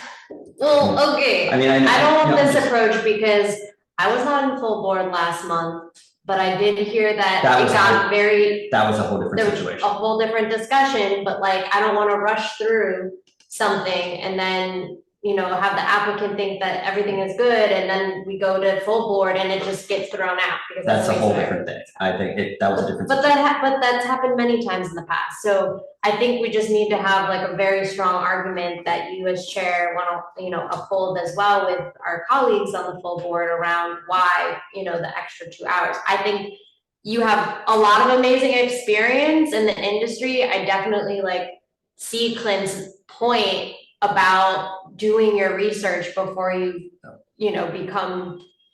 Laura still has her hand up. Okay, well, one second, Laura, because we're in the committee discussion aspect. But it definitely is a problem that you don't know that going in. I don't know, Frank, I don't know if you advise people on looking at that or how long she's been your client, but I understand where Clint is coming from on that. Well, I pulled up 311's, people complaining and giving me their 311 numbers, so I know people have had complaints, they have called 311. Okay, so Susan probably got to be heard, so. Yeah. But I have pulled up. They're probably not hearing you. Susan just pulled up the 311. She has emails from people recently forwarding her 311 complaint numbers that they have called. It could be somewhat recently, so. I would like to finish the committee discussion before we go to Laura. Did you guys have things to add? I was trying to look up the 311. Here, I have it. I can pull up the sheet. I have it down. Anyone else in the committee have any questions or?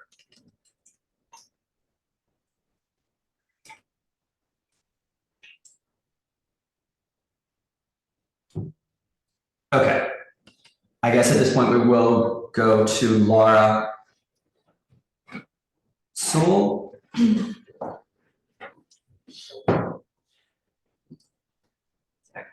That's still against 311. Oh, I was gonna pull up. Yeah. Hand it down. Sorry, 1 second, Laura.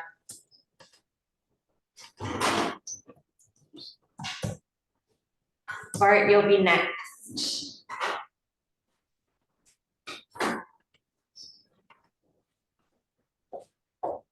Thank you. Sorry for the lag. I think, and I'm hearing the discussion and appreciate it.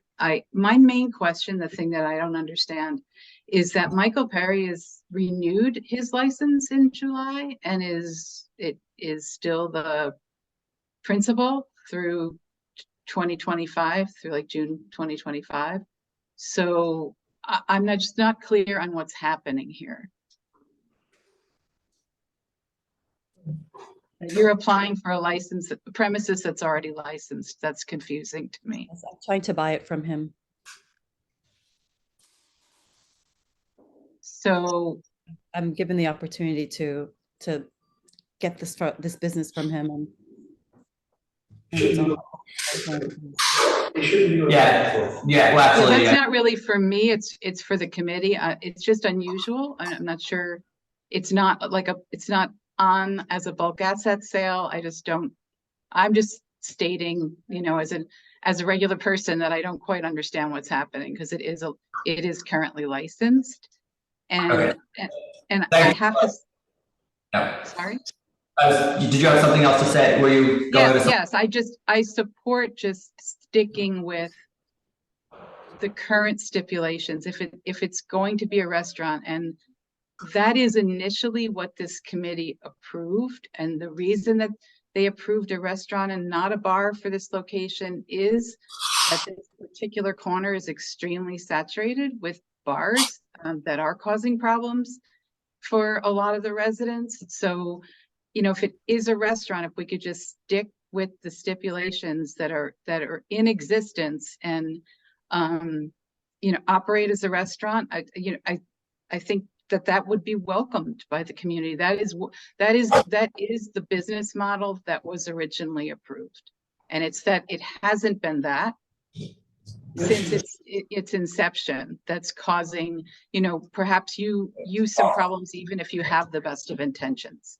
So that's all. I appreciate what the committee's saying, and I feel like the community would feel more comfortable if we just could see the thing operate the way it was supposed to, with the stipulations it has, and prove itself in that way. Thanks very much. Thank you. Thank you, Laura. Gonna, That is a good point. I know, Min, you just said you were buying it. Is this a sale of assets? Yes. It is a sale of assets. Okay, which wasn't checked off on the application. So it is a sale of that. Okay, that's different.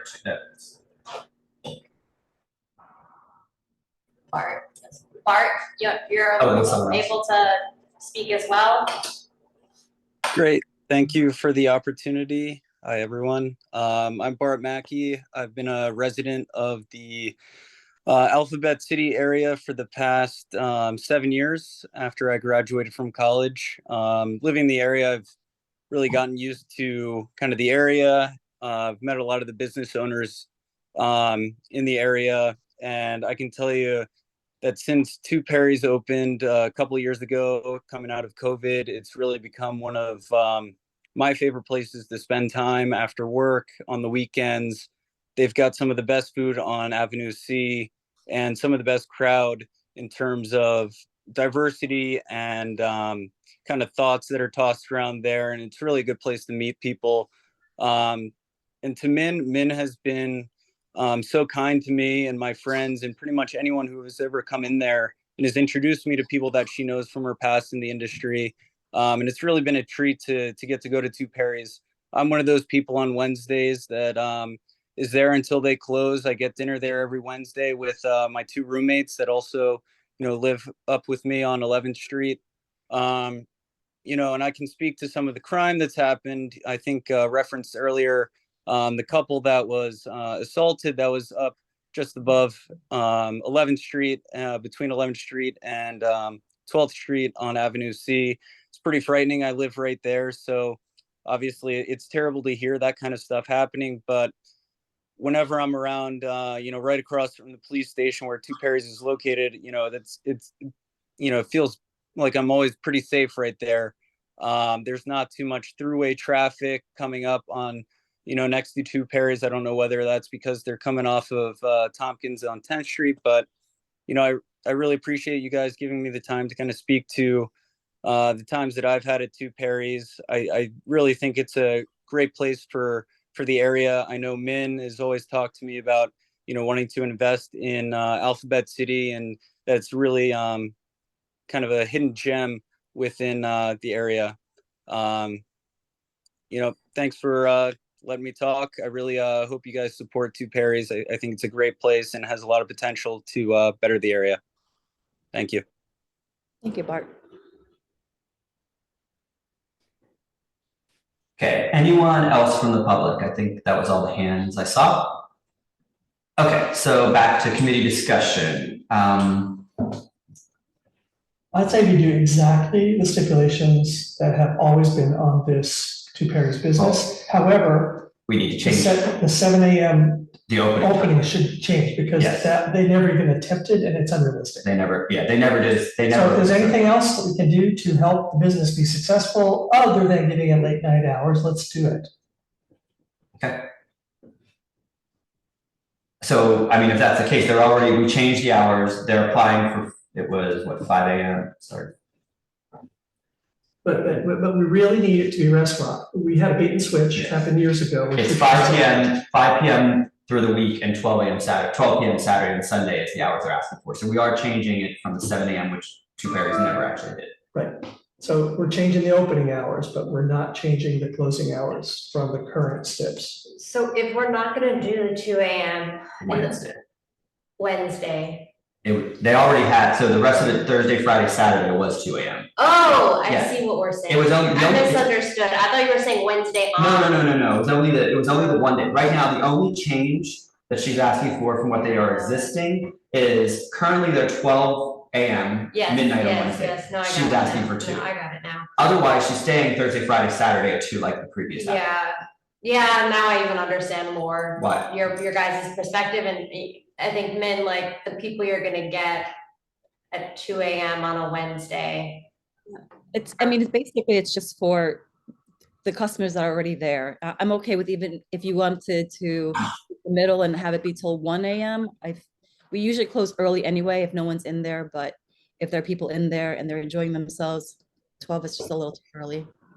So Clint, I suggest that we say, like Michelle used to do from time to time, now the committee is doing the talking, and we are just going to say, you will either agree to midnight or we will. Sarah did kind of ask. I'm just suggesting that we do that, though, okay? Because Sorry. that will cut. Well, down. before we ask her, what is our feeling, Amanda, Sarah, David? Are we thinking Wednesday night, this is the question, Wednesday night, the previous license was 12 a.m. She's asking for 2 a.m. Everything else is staying the same as the previous license. What's her thoughts?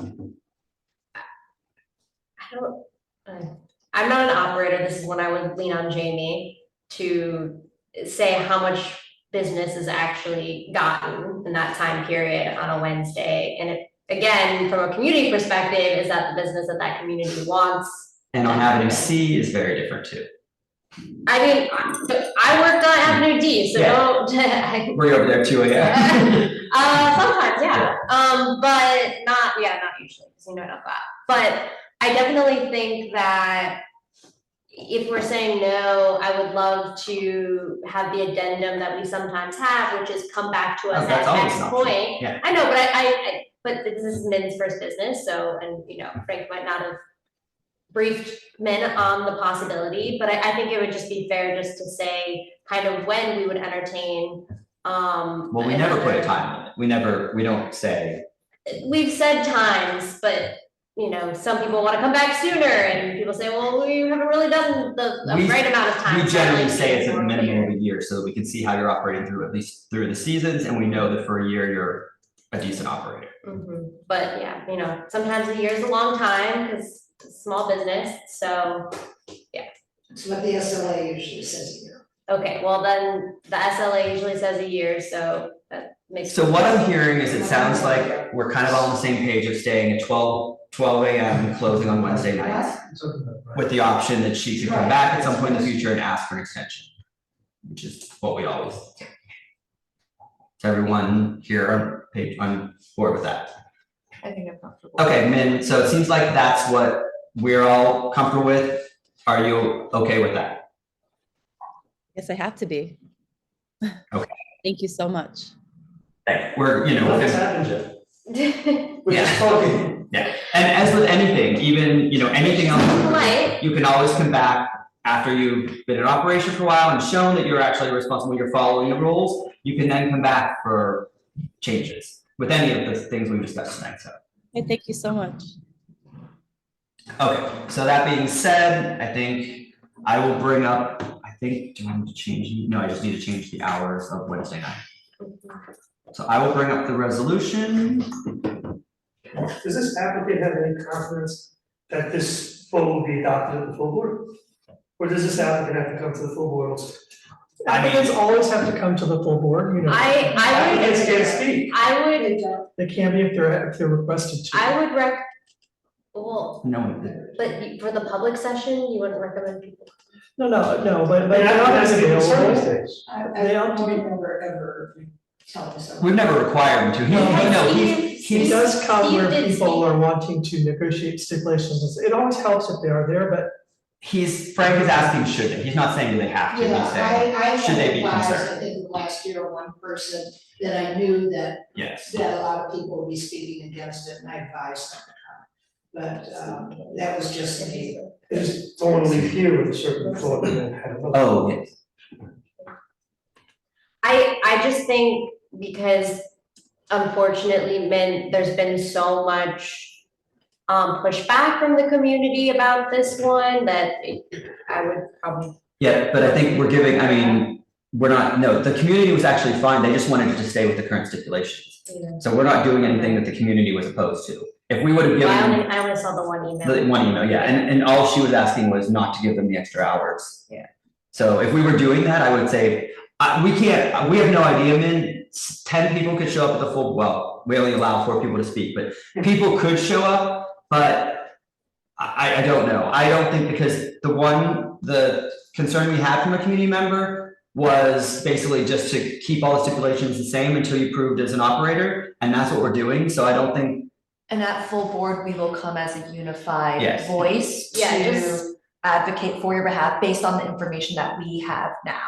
And I think also just adding, Clint, when folks say why 2 AM Thursday to Saturday, you're gonna say because that's That's what's what's the already there. previous license, we can't change that, because I think there's sometimes confusion in the room. I mean, we can change it, actually. Yeah, We could request that she go lower, and we've done that before, but we're not, so there's nothing. Well, but then, are folks gonna ask for that? No. What's the I answer? mean, I'm asking, because this is the last time we as a committee will be together with the full board, so. This is not. It's unlikely, if this is about, if this is, the board can change anything, and they're absolutely entitled to, and it's not correct to say you shouldn't be changing it at full board. But this one isn't gonna change, I don't think.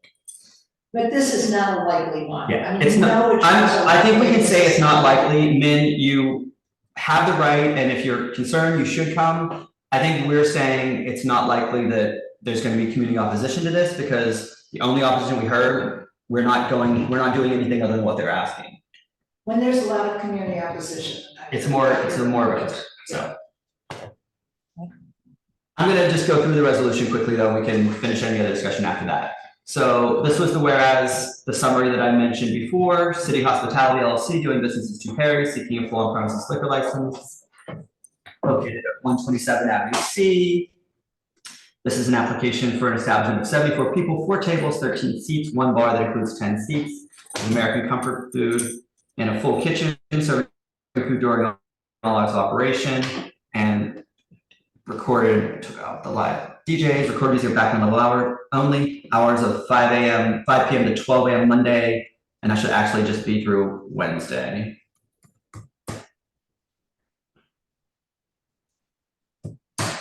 And then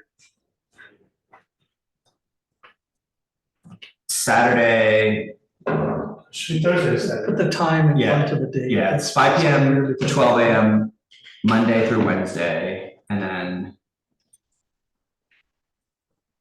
5 p.m. to 2 a.m. Thursday, Friday.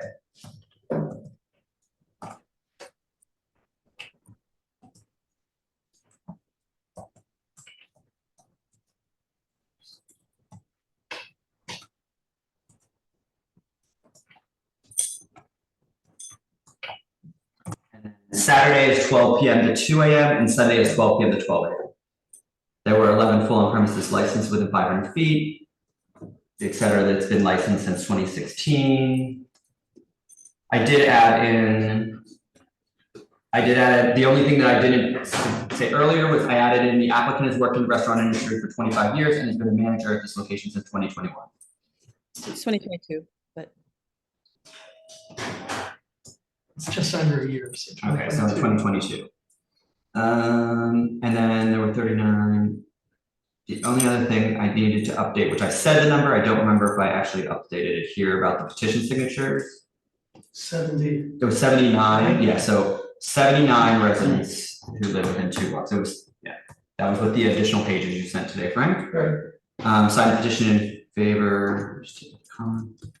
Okay, so that's the whereas, so, Can we go back then a couple warehouses? which, yeah. 2 warehouses above, we should just say that is 13 commercial 311 complaints with action required. We don't mention the 39 minus. Well, we have in the past when it's a large number like that. Have we? Okay. If it's a large, like when it's 39, that's, Okay. because that still shows that just because they weren't. Okay, and at the top, Yeah. there are fewer seats than there is capacity, so I'm curious whether they're intending to have standing room. They're intending to have people standing up in a restaurant? At the bar. Capacity, it's 474 people. If there are 13 seats at tables and 10 seats at 4 table, I don't really understand.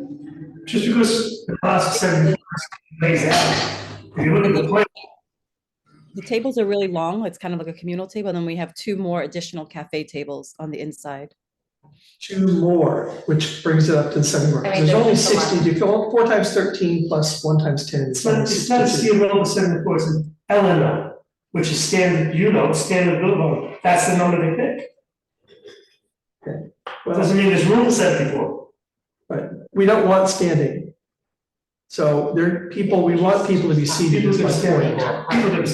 Well, they stand at the bar, maybe, Well, but that's if it's a wander around and chat with in your people. floor plan, if you change any of them. I'm just pointing this out because we want as strong as we can get to make it be a restaurant, not a bar. A bar restaurant would be fine, but something where the focus is on having food because of the nature of what's been happening there for many years. So So I'm you're saying there wondering, need to be more tables? there needs to be, well, we need to be stating that there are 74 seats. If they're intending to have 74. And the people- other thing, man, I think what you're not mentioning on here is you have a bar, so there's your bar, and then at the front, it wraps around, there's a, I don't wanna call it a bar, but there's a, what do you call it, a counter along your windows too, so you have bar stools sitting there too, so there's another, probably. Because it's maybe it's not. 74, but doesn't mean that we have to have 74 people seated, There are stools by the front. There's stools all around, and then we have the long tables, and then we added 2 tables on the inside as well, like cafe tables. Well, the reason they use those figures is you can't. Sorry, yeah, they can't hear you, that's why. Because it's an O&O, it's one object. Yeah, that's what I should say. Not Thank you. capacity. The reason they use those figures is because 75 and above, you have to go to public assembly, 74 and below, you don't. So they just, just very common use 74. Well, there's no C of O, it's a letter of no objection, which always says 74. Yeah. Yeah, because a letter of no objection, you can't have a public assembly. Right. So I would go by their seating, whatever their seating is, what I would expect to see. I wouldn't, that's. So does that answer your question, David? Well, it tells me that not only 62 people, because the number of seats that they have explained is 62. The problem is, your question asks, is there a valid C of O? The answer is yeah, the answer is no, it's valid, no, 74, doesn't mean we can have 74. Yeah. That's what letter of no objections provide for. We You're right, but so maybe it's the way we removed phrased L&O it here. So now In it's. fact, we don't have any standard phrasing of anything on these documents. So someone has written, as I did before on mine, I picked up the L&O C&O number, C&O number, and I wrote it, and then I wrote the number of seats, and I said, they don't add up, mine was in the other direction. I think we can just go on. Okay. It's just standard. But we've removed it, it's saying L&O or C of O, so then it doesn't have the context in the resolution anymore Right. because we said the SLA, I forgot what you said, the No, SLA. they give you a year, they give you a year to Apply get it. C of O for a year. Okay. So if you have it, they consider it, L&O but you don't have to replaces have it, they C of give O. you a year to get it. But why did we take it out of the resolution? Because that other one, they didn't Because have they it. don't need it now.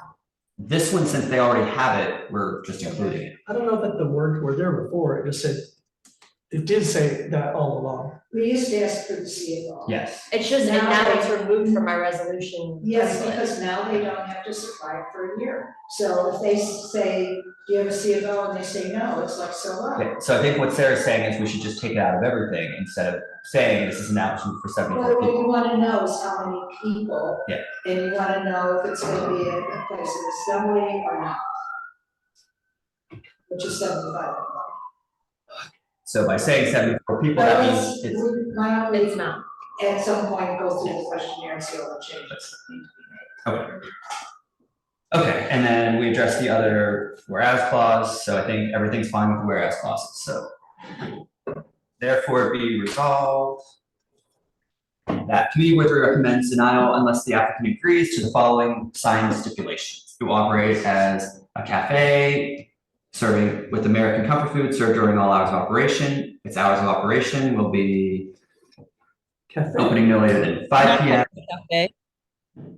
Okay. not a cafe, that was lifted from the previous That was resolution. from, yeah. We need so- to be doing these drafts better if possible.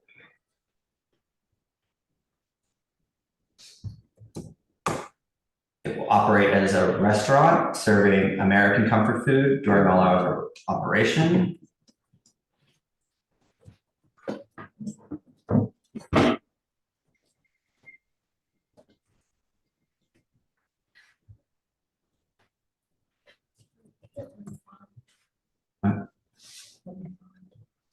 One font.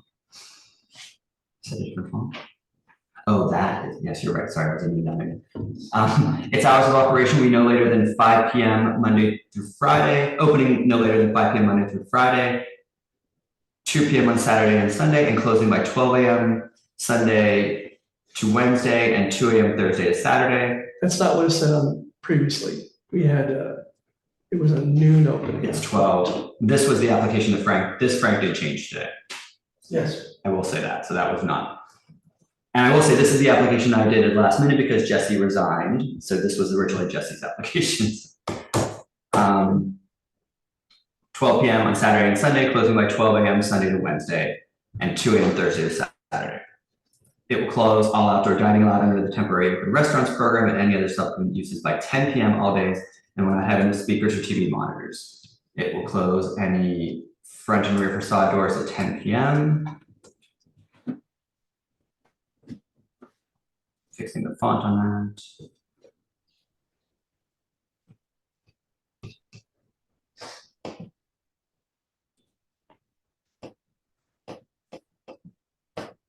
It's time to roll Yeah. It's cold.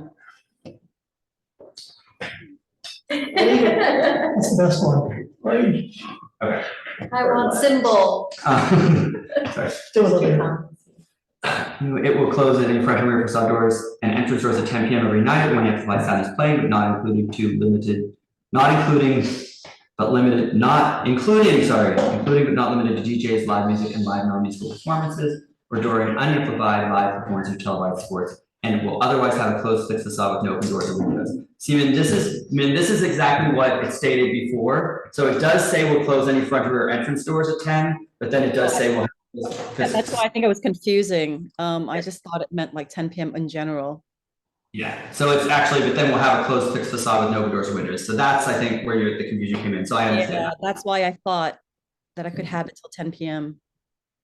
It will play ambient background music only, consisting of recorded music, and will not have promoted events, scheduled performances, or any event in which a cover fee will be charged. It will not apply for an alteration in its method of operation without first appearing before Stevie 3, will not host pub crawls or party buses, will not have unlimited drink specials with food. And then this was a change today, which I think I caught. It was until 7, right? Happy hours until 7? Yes. Okay. To 7, yeah, not until. It will ensure there are no wait lines and will designate an employee for ensuring no loitering, noise, or crowds. It will conspicuously post a stipulation beside its liquor license and will provide a telephone number for residents to call with complaints and immediately address any complaints. Everything sound good, Frank and me? Yes. Okay. So the applicant is aware that they must open by noon, if this says noon. Yes. So right now we are open at 2 during the summer hours on Saturday, but we plan on opening at 12. It's just I have to put together like the right team to, you know, one team that closes and then they have to open again. It's kind of hard. So None of this will take place until you get your license. Well, but what I would like to just say this, Min, if you say 12, you have to be open by 12. So then should we say 2, and then if we open earlier, that's okay? Yes, you can, because it's no later than 2 p.m. So if you say no later than 2 p.m., then. Got you. So that's, okay, I'll change those 2 hours. Okay, thank you. And it's on Saturday and Sunday, so the other days are still 5 p.m., Saturday and Sunday will be 2 p.m. But if we decide to open at noon, we can. We would love that. We would love daytime hours. So if you want to open earlier, that's great. Okay, thank you. This way you're not. We were doing that for a while, but it was like no one was coming in. So I changed it to 2, but. This way you're not locking yourself into opening at noon. Yeah, I get it. Okay.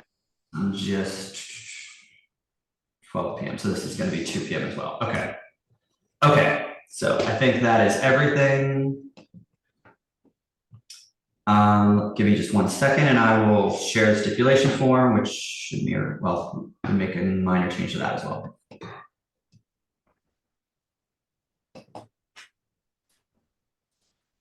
So be sure if we now have it in 3 places, make sure we get those out. I got the little stiff and then,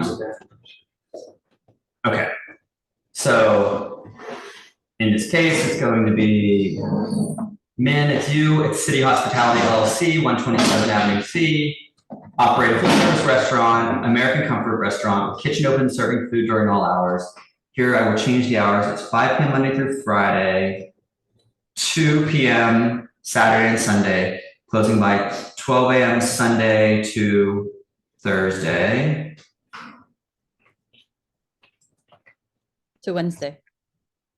Oh, you're right. Sorry. Sunday to Wednesday. Sorry. I had it right the correct place. Sunday to Wednesday and 2 a.m. Thursday to Saturday. Correct. It will close all outdoor dining allowed under the temporary open restaurants program and other uses by 10 p.m. We'll not have any speakers or TV monitors outside. You did have checked, so you will have a doorman and security, correct? We don't have security. So, I mean, we can take that out. Yeah. So I think that was on your application, but you will not have security or doorman then? No, Okay. And then you're not installing soundproofing? we already have soundproofing. And then you have a closed fixed facade, no open doors or windows, except your entrance door, which will close by 10 p.m.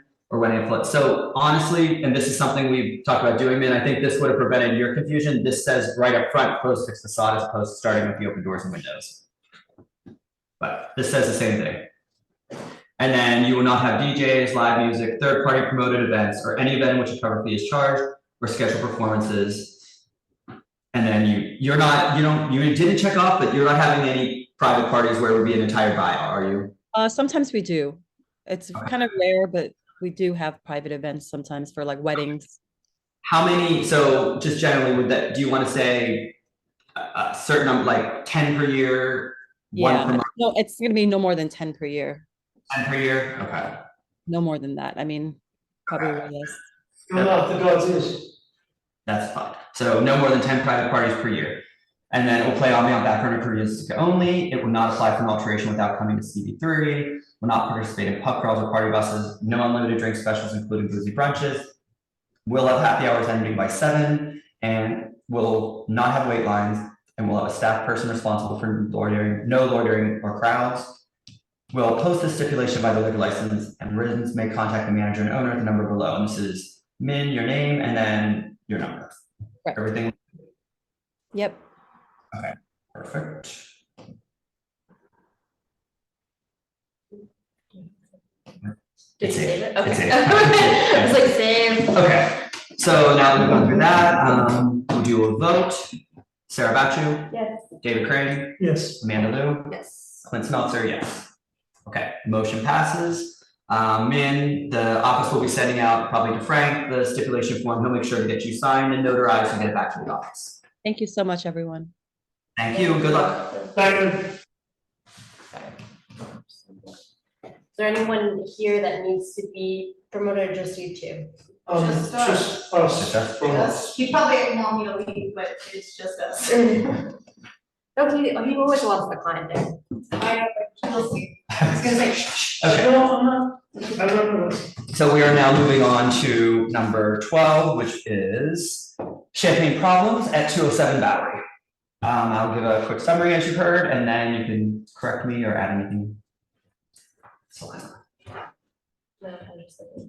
Okay, Sip Champagne LLC, doing business as Champagne Problems, is seeking a full on-premises license located at 207 Bowery between Delancey and Rivington.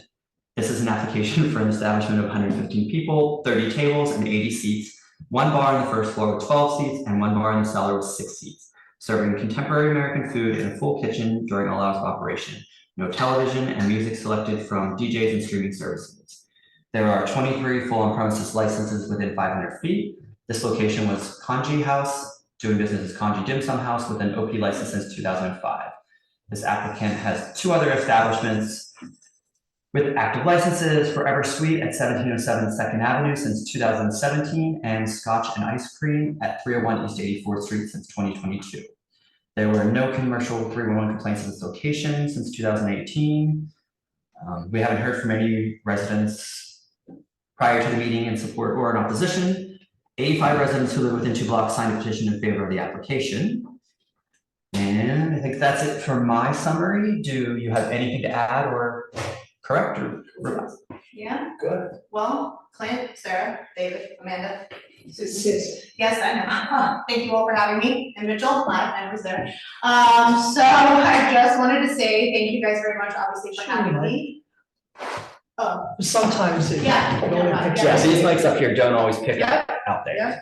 Is it on? You're projecting there very well. It's can you guys, I just want to make sure anybody on the constant like this, because I feel weird. I don't want to. I think you're off camera, I think you're off camera. Camera's up there. Oh, You want to face the camera too. You're just so off. Yes, I'm so sorry, okay, There you so, go. all right, well, I have that too as I speak to, because, anyway, I, obviously, like I said, thank you guys very much, I know this is the last one, and I do come to the table with that big bad rule 4 AM, I know that what comes with that, I know that, you know, I know the reservations and I'm happy to address all of them, you know, as not only an operator for almost now 30 years, because I remember when I was min and I was first approaching and it was like 20-something years and now it's like 30 years.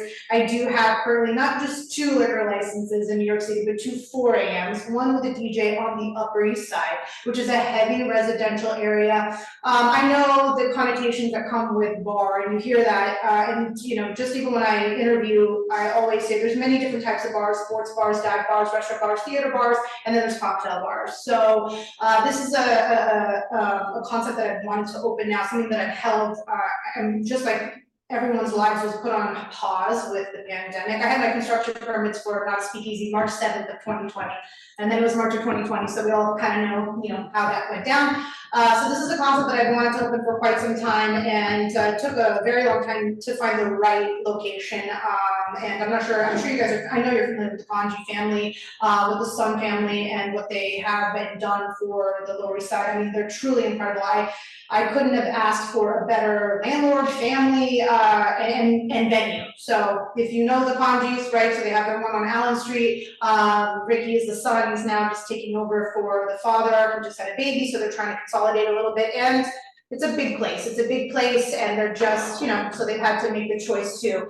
So it is this most incredible venue that, and it is very important, which is why I reached out to the block associations as well to know that I want to preserve all the original architecture, because if you have been inside, you'll see that it's the father and it's the family that has done so much stuff that you can't reproduce today with the materials and with the labor and what goes on today.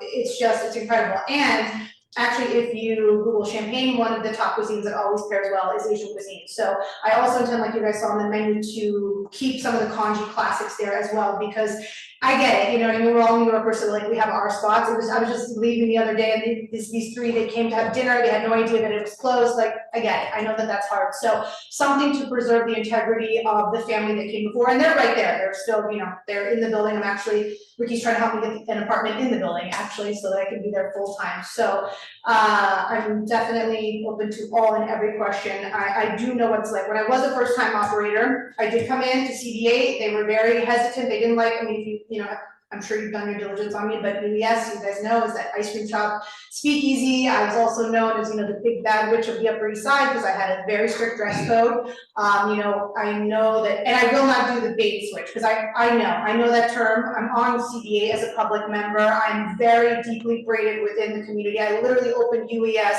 because back in 2017, I've lived on 89th Street for 15 years. Back in 2017, we didn't have ice cream in the neighborhood, and we didn't have a cocktail bar in the neighborhood. And so you go to a community, you see what they need, and then you give it to them. And it's the Upper East Side residents that have not only carried us through, but got us through the pandemic. And then it was the other need to have a place, you know, to dance. Apples is up there, but it's Apple, so it's a little, and to no disrespect to a dive bar. Once upon a time, when I was younger, dive bars is it, you know, every now and again you want to Yankee, you want to go to a dive bar, but that's not really kind of my brand or what I was looking to do. So I wanted to do that for them as well, a place to go dancing. So I did. I had my first license. I had that stipulation. They gave me a 2 AM and then I got a 4 AM. And my second license with that same community board, not only is it a 4 AM, but to DJ on that liquor license, which is extremely hard to get. And, you know, I know there are other concerns of, like I said, that 4 AM. And I had spoken to Mitchell and he raised his concerns, and I respect that, I do. And I, you know, was talking to Frank and I was like, should I change? But then I also can't discredit how hard I worked, because I am there 24 hours a day, and I do know, I mean, you see my resume, I was born and raised in Vegas, my parents met in a nightclub, like, I've done nothing but work for the most serious operators, and I know there is a right way to do it. Not only that, but nobody's money is ever that worth it to me. I don't wanna serve a minor, I don't need to get you too intoxicated, you're a pain in my ass if you're wasted and you're a problem and you're, you know what I mean, it's just not, I have dress codes, it's a very strict, so champagne problems, like I said, is a concept that I want to open, it's more like a supper club, right? So the closest thing I can give you as an example would be the Nines, if you guys have been there, you sit, it's club chairs, it's good music, it's a vibe, they've got, you know, a great ambiance, like, that's what champagne problems aims to be. Champagne problems, you know, we all know the term, but also coined because of Taylor Swift's song Champagne Problems, and this is my love letter to her as well. And it's so funny because we see the logo, I was waiting for the train, and they were like, some girl, she had a Swiftie thing on, and she was like, oh my god, is that because of Taylor Swift? I'm like, it is because of Taylor Swift, so hopefully we'll get her in, you know, she doesn't go too far, so. That's it, so I will probably stop there. Yeah. Yeah, no, Sorry. I'll stop because I know he's screaming in his head like, shut up. So I'll stop because I could go a lot, but I'll stop. Representative Courtney is just not speaking, but she'll do it. She'll do both of us. And I did want to just add, because something that, and it wasn't, I didn't have in the original summary, that you did receive, you had in your packet 3 letters of support from people for your other businesses on the Upper East Side. So I just included that in one of the whereas clauses. Thank you. And I think Carla Williams. It was an art, yeah. And so like that being said, so, I will say this because I watched the meetings and I've been on this meetings and I've also helped consult like other, because I was a consultant for many years. People would hire me to open their own bar and it was always like the same issues they get into. I mean, everybody wants to own a bar. Everybody wants to own a bar that has a chunk of money, and I just know, you know, there's always issues with paying the staff, with the vendors, everyone's drugged out, drunk. Like I run a dry house, my companies are all dry. Everyone that obviously works for me knows that. I mean, I like to go out and drink, but never on my own properties, and certainly not with my own money, because if you're drinking, you're stealing from me essentially. So. So that being said, I will say only this, because I know that I've heard this in every meeting and everything. Like right now, the crime, you guys live here, like I lived on 89th Street for 15 years. The neighborhood was just assassinated, but all of New York City was after the pandemic. We all know that in this industry, especially food and beverage, it was like war out there. I was the only thing open on that block other than Midnight Diner. And I remember, I think about it, I couldn't think ice cream more in my life. It became this like little therapeutic where everybody came for their 1 walk a day with their kid, a lot of, you know, elderly with their aides, they would come, you know, very scared of what was going on in a very desolate, quiet neighborhood, just to sit, to have a scoop of ice cream. So when there's darkness, things happen in the dark. The only way you can combat the dark is with the light. And I can tell you that when I opened up on 2nd, you know, there was Rathbones and there was a couple other bars, and I made very, you know, I always attend the nightlife meetings. I make very close with the pre-state. I'm always the one at all their dinners, all their events to provide the ice cream, to say thank you to them. They would specifically have a cop car on their break that would just sit out front, because we used to go to 4 a.m., a hard 4 a.m. and my girls and my guys that were leaving, like, I'm sorry. Can we just a point of order, like? Sorry. Yeah. I'll shut up. Sorry. Sorry, yes. Sorry. Also, nice things from the 19th. You know, I'm just saying that, like, you can't, the whole bait and switch thing, like, it doesn't work. This isn't gonna be the first time I'm gonna come before you guys. I intend to open up, you know, additional businesses here. I've chosen the Bowery, and I've chosen very specifically, just like, you know, Ricky chose me. He's got a lot of people that want that place, but his biggest concern was what kind of operator I'm gonna get in here. Are they gonna preserve the integrity of my dad's building? Like, I met with the dad, like, you know, he didn't even want me to paint the stone. My bad. Can we just move? Yes. And so they. No, we appreciate it, Calvin. Sorry, I have to run, so it can be, like, but do you guys need me for quorum? We never, well, Susan Technically. explained we never need Okay, quorum. perfect. No. Yeah. We do need a quorum.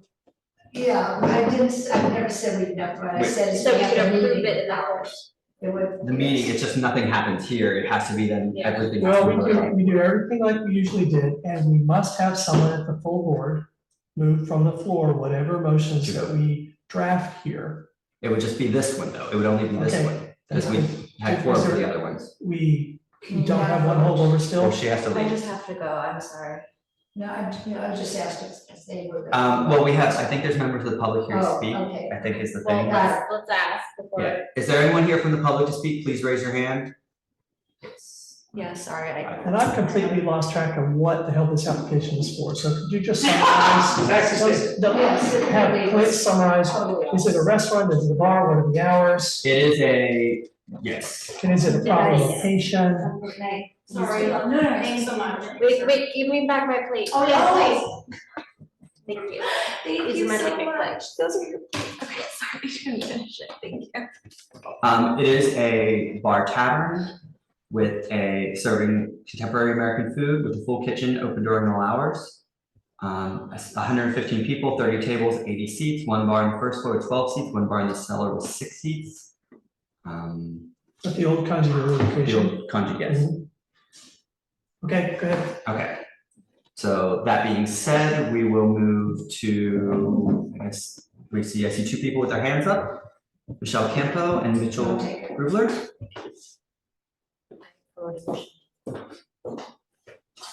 Michelle, you can unmute yourself.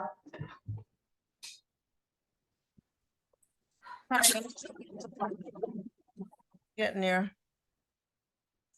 Oh, there you go. You had it a moment ago. I heard you say getting there. You could go back to that. There you go. And now just unmute yourself. There we go. Oh, boy. Okay. It's been a long day, you know, city council is a lot of fun to hang around in. Okay, as far as that's done. I think that things sound kind of okay with this, except that it is, I don't agree with the 3 days a week or 3 nights a week at 4 a.m. as she has said, strange things do happen in the dark. And this place is right next to 199 Bowery, which has not the greatest reputation in the world and is a huge place and fairly overwhelms the neighborhood. And that's not even to say what the other establishments in the area are, just down Spring Street and all over the place. So that's a concern. It's a big concern for the Bowery Block Association. And it's kind of down the street from an SRO, which is standing room only, Susan. I mean, sorry. It's been a long day. We have some complaints. Single room occupancy. Send them to the office. Okay. That's Okay, and that's it, Michelle? Sorry. Yeah. Thank you. Thank you. Okay. Mitchell. Mitchell, we promoted you. Feel free to unmute yourself. Yeah, I think you have to accept it, right? Does Mitchell need to He accept? accepted. He did? I don't see him as a panelist. You're certain that he is able to speak? I don't It see him said as he a was going panelist. to rejoin.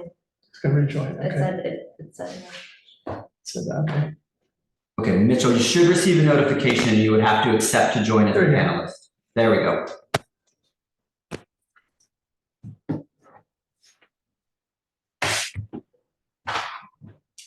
We don't hear you.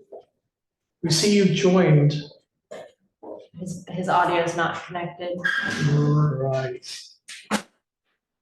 Okay. Okay, we see you, Mitchell. Is your audio? Yes, I'm here. There we go. Go ahead and you can speak now. Yeah, I'm Mitchell Grubler. I'm with the Bowery Block Association, and I live on the Bowery. And I too ask that as a good neighbor, they don't need to be open to make a good living. They don't need to be open Wednesday, Thursday, Friday, and Saturday till 4 a.m. They can do fine with an earlier closing time. There are people that live in the immediate area. There's a nearby SRO. Michelle herself lives across the street and faces directly at the building. So I would ask this committee to see if the applicant can adjust their closing hours on Thursday, Friday, and Saturday. Okay, is that it, Mitchell? That's it. Okay, thank you very much for being brief. Okay, Anyone else from the public? I don't think I saw any more hands. Okay. So, committee members, what questions we have? I Previous items. No steps. Oh, The previous right, because it's old. So I had a question. You said DJs. I think how did you say it in your application? DJs with recorded music, I think was what you said. Yeah.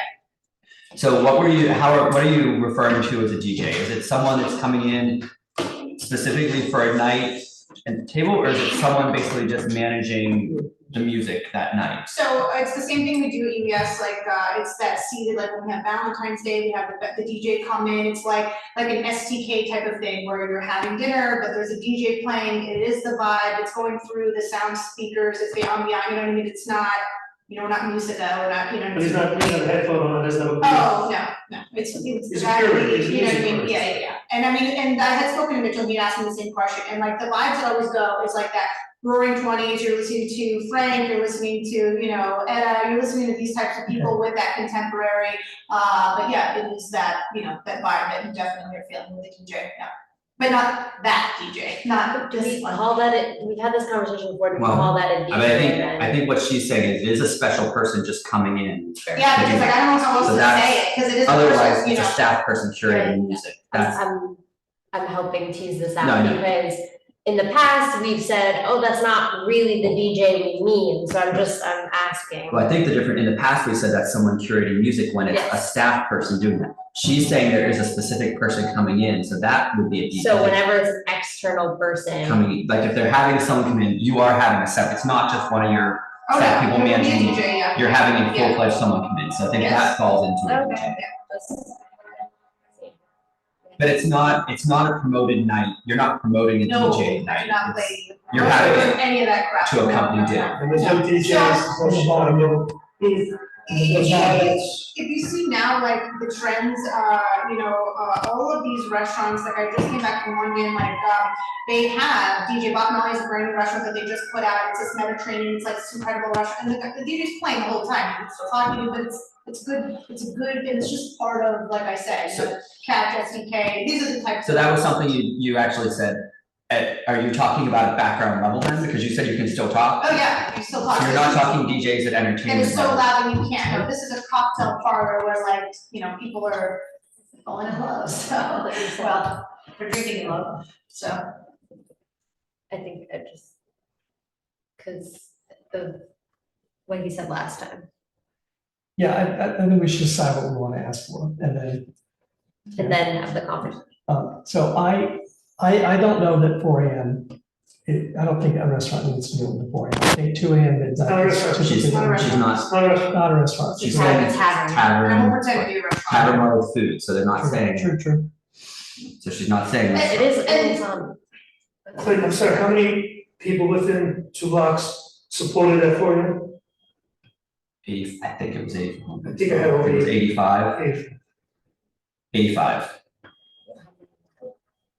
I don't know if any, I didn't do it, but.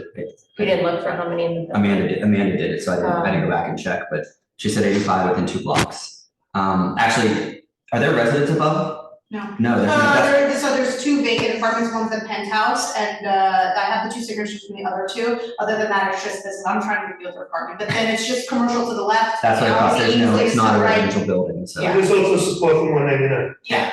And it also, I mean, I think David started to say this, it's on Bowery, or maybe you started, someone say that, or. I was starting to say it's on. It's the on Bowery, commercial. it is a wide. Is that a problem area for the office? No, well, I mean, it's I'm not gonna Bowery. say we've never had problems, but it's not, I don't believe you for 4 AM. What I would say is, are you saying we should never have 4 AM? Because if you're gonna have some 4 AM, where are you gonna have it? And if you're gonna have it somewhere, it's going to be very wide commercial streets. This would be the. Yeah, this would be the place, yeah.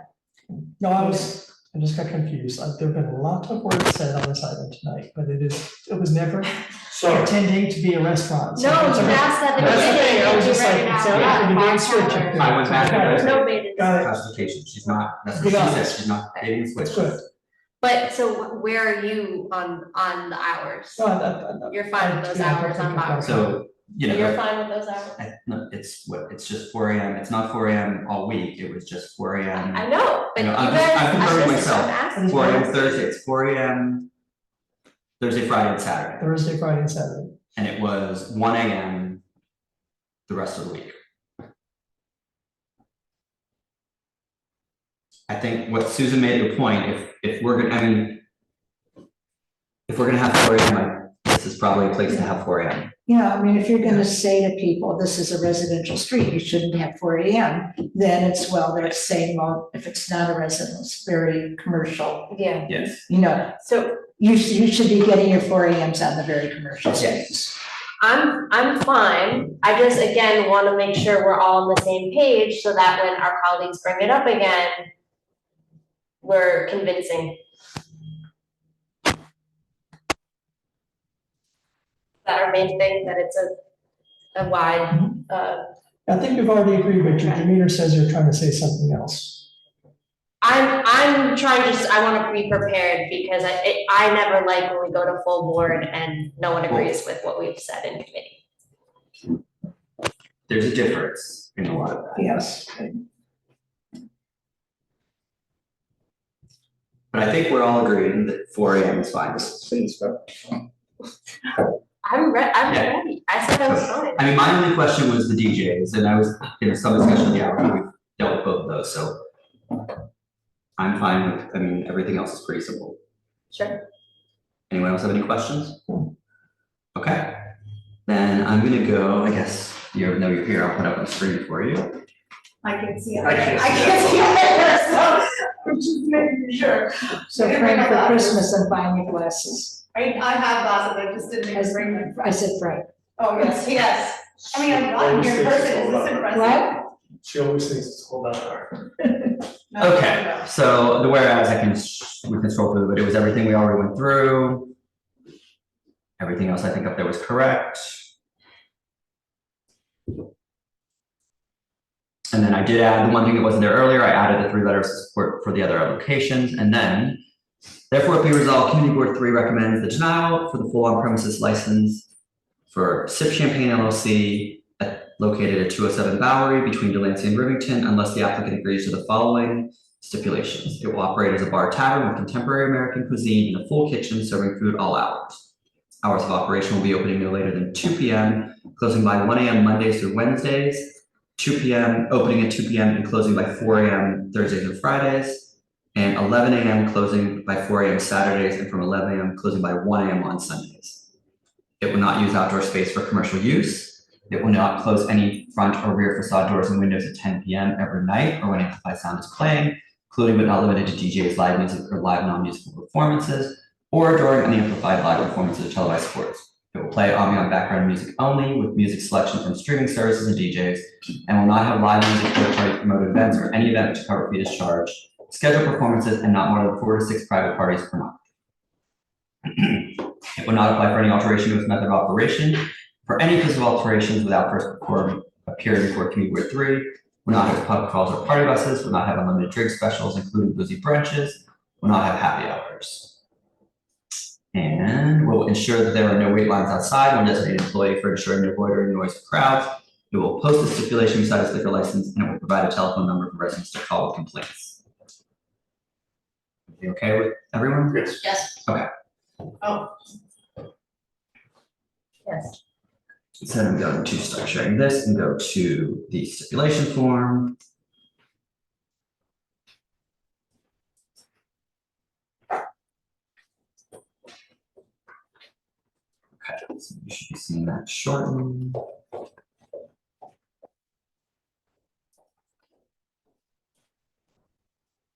Okay, so I put the bond, qualified representative Sip Champagne 207 Bowery.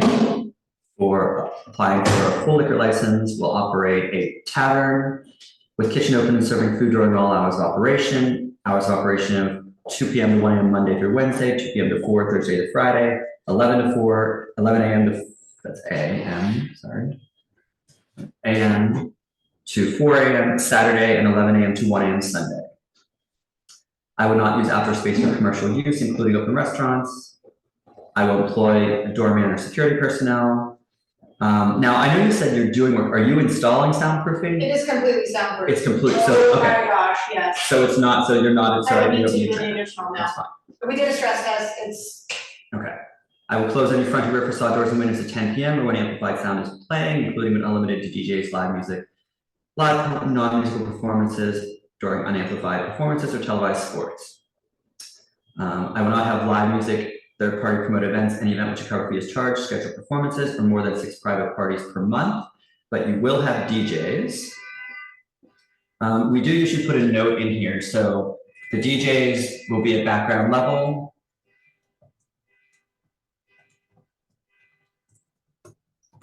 And then, are you planning on having them, is it weekends. just on weekends, so 3 nights a week? Saturday is gonna be Taylor Swift music only. So three nights a week? Yeah, 3 nights a week max, yeah. So DJ will be background level 3 nights a week. I will play ambient, other than the DJs, it'll be ambient background, recorded music only. Will not apply for a method of operation change or any physical alterations without coming before CD3.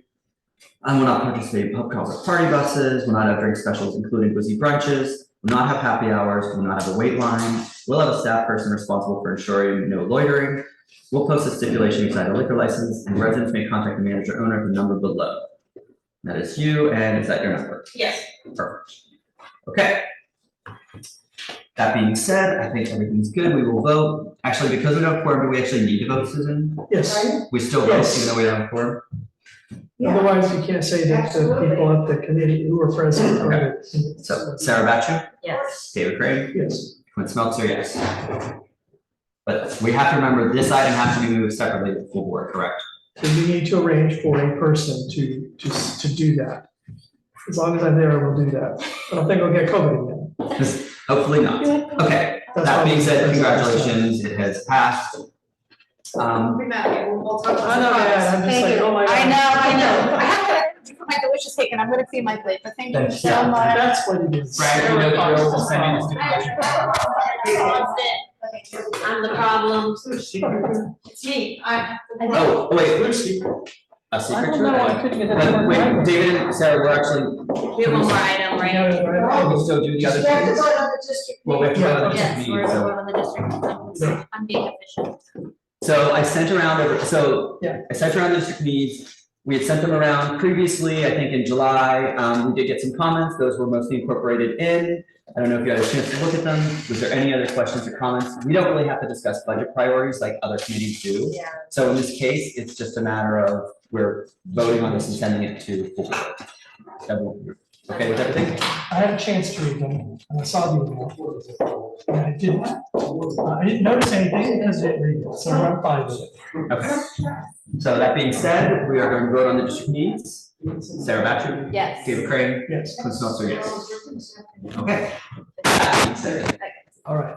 motion to adjourn. Actually, Thank you for your patience tonight. Nobody objects, we're adjourned. we're adjourned. Did you take, did you do a roll call for it yet? Well, I guess we do need to do, yeah, so that's, yeah. So, but you can mark David down, Crane, it's here. It's Sarah Batchu, it's here. We were present to be. So that means, Thank you. okay. Meeting is adjourned. Nothing's working.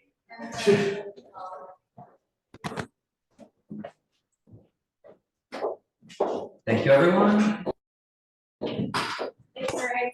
Thank you, sir, for coming over. Oh, yeah, I'm gonna.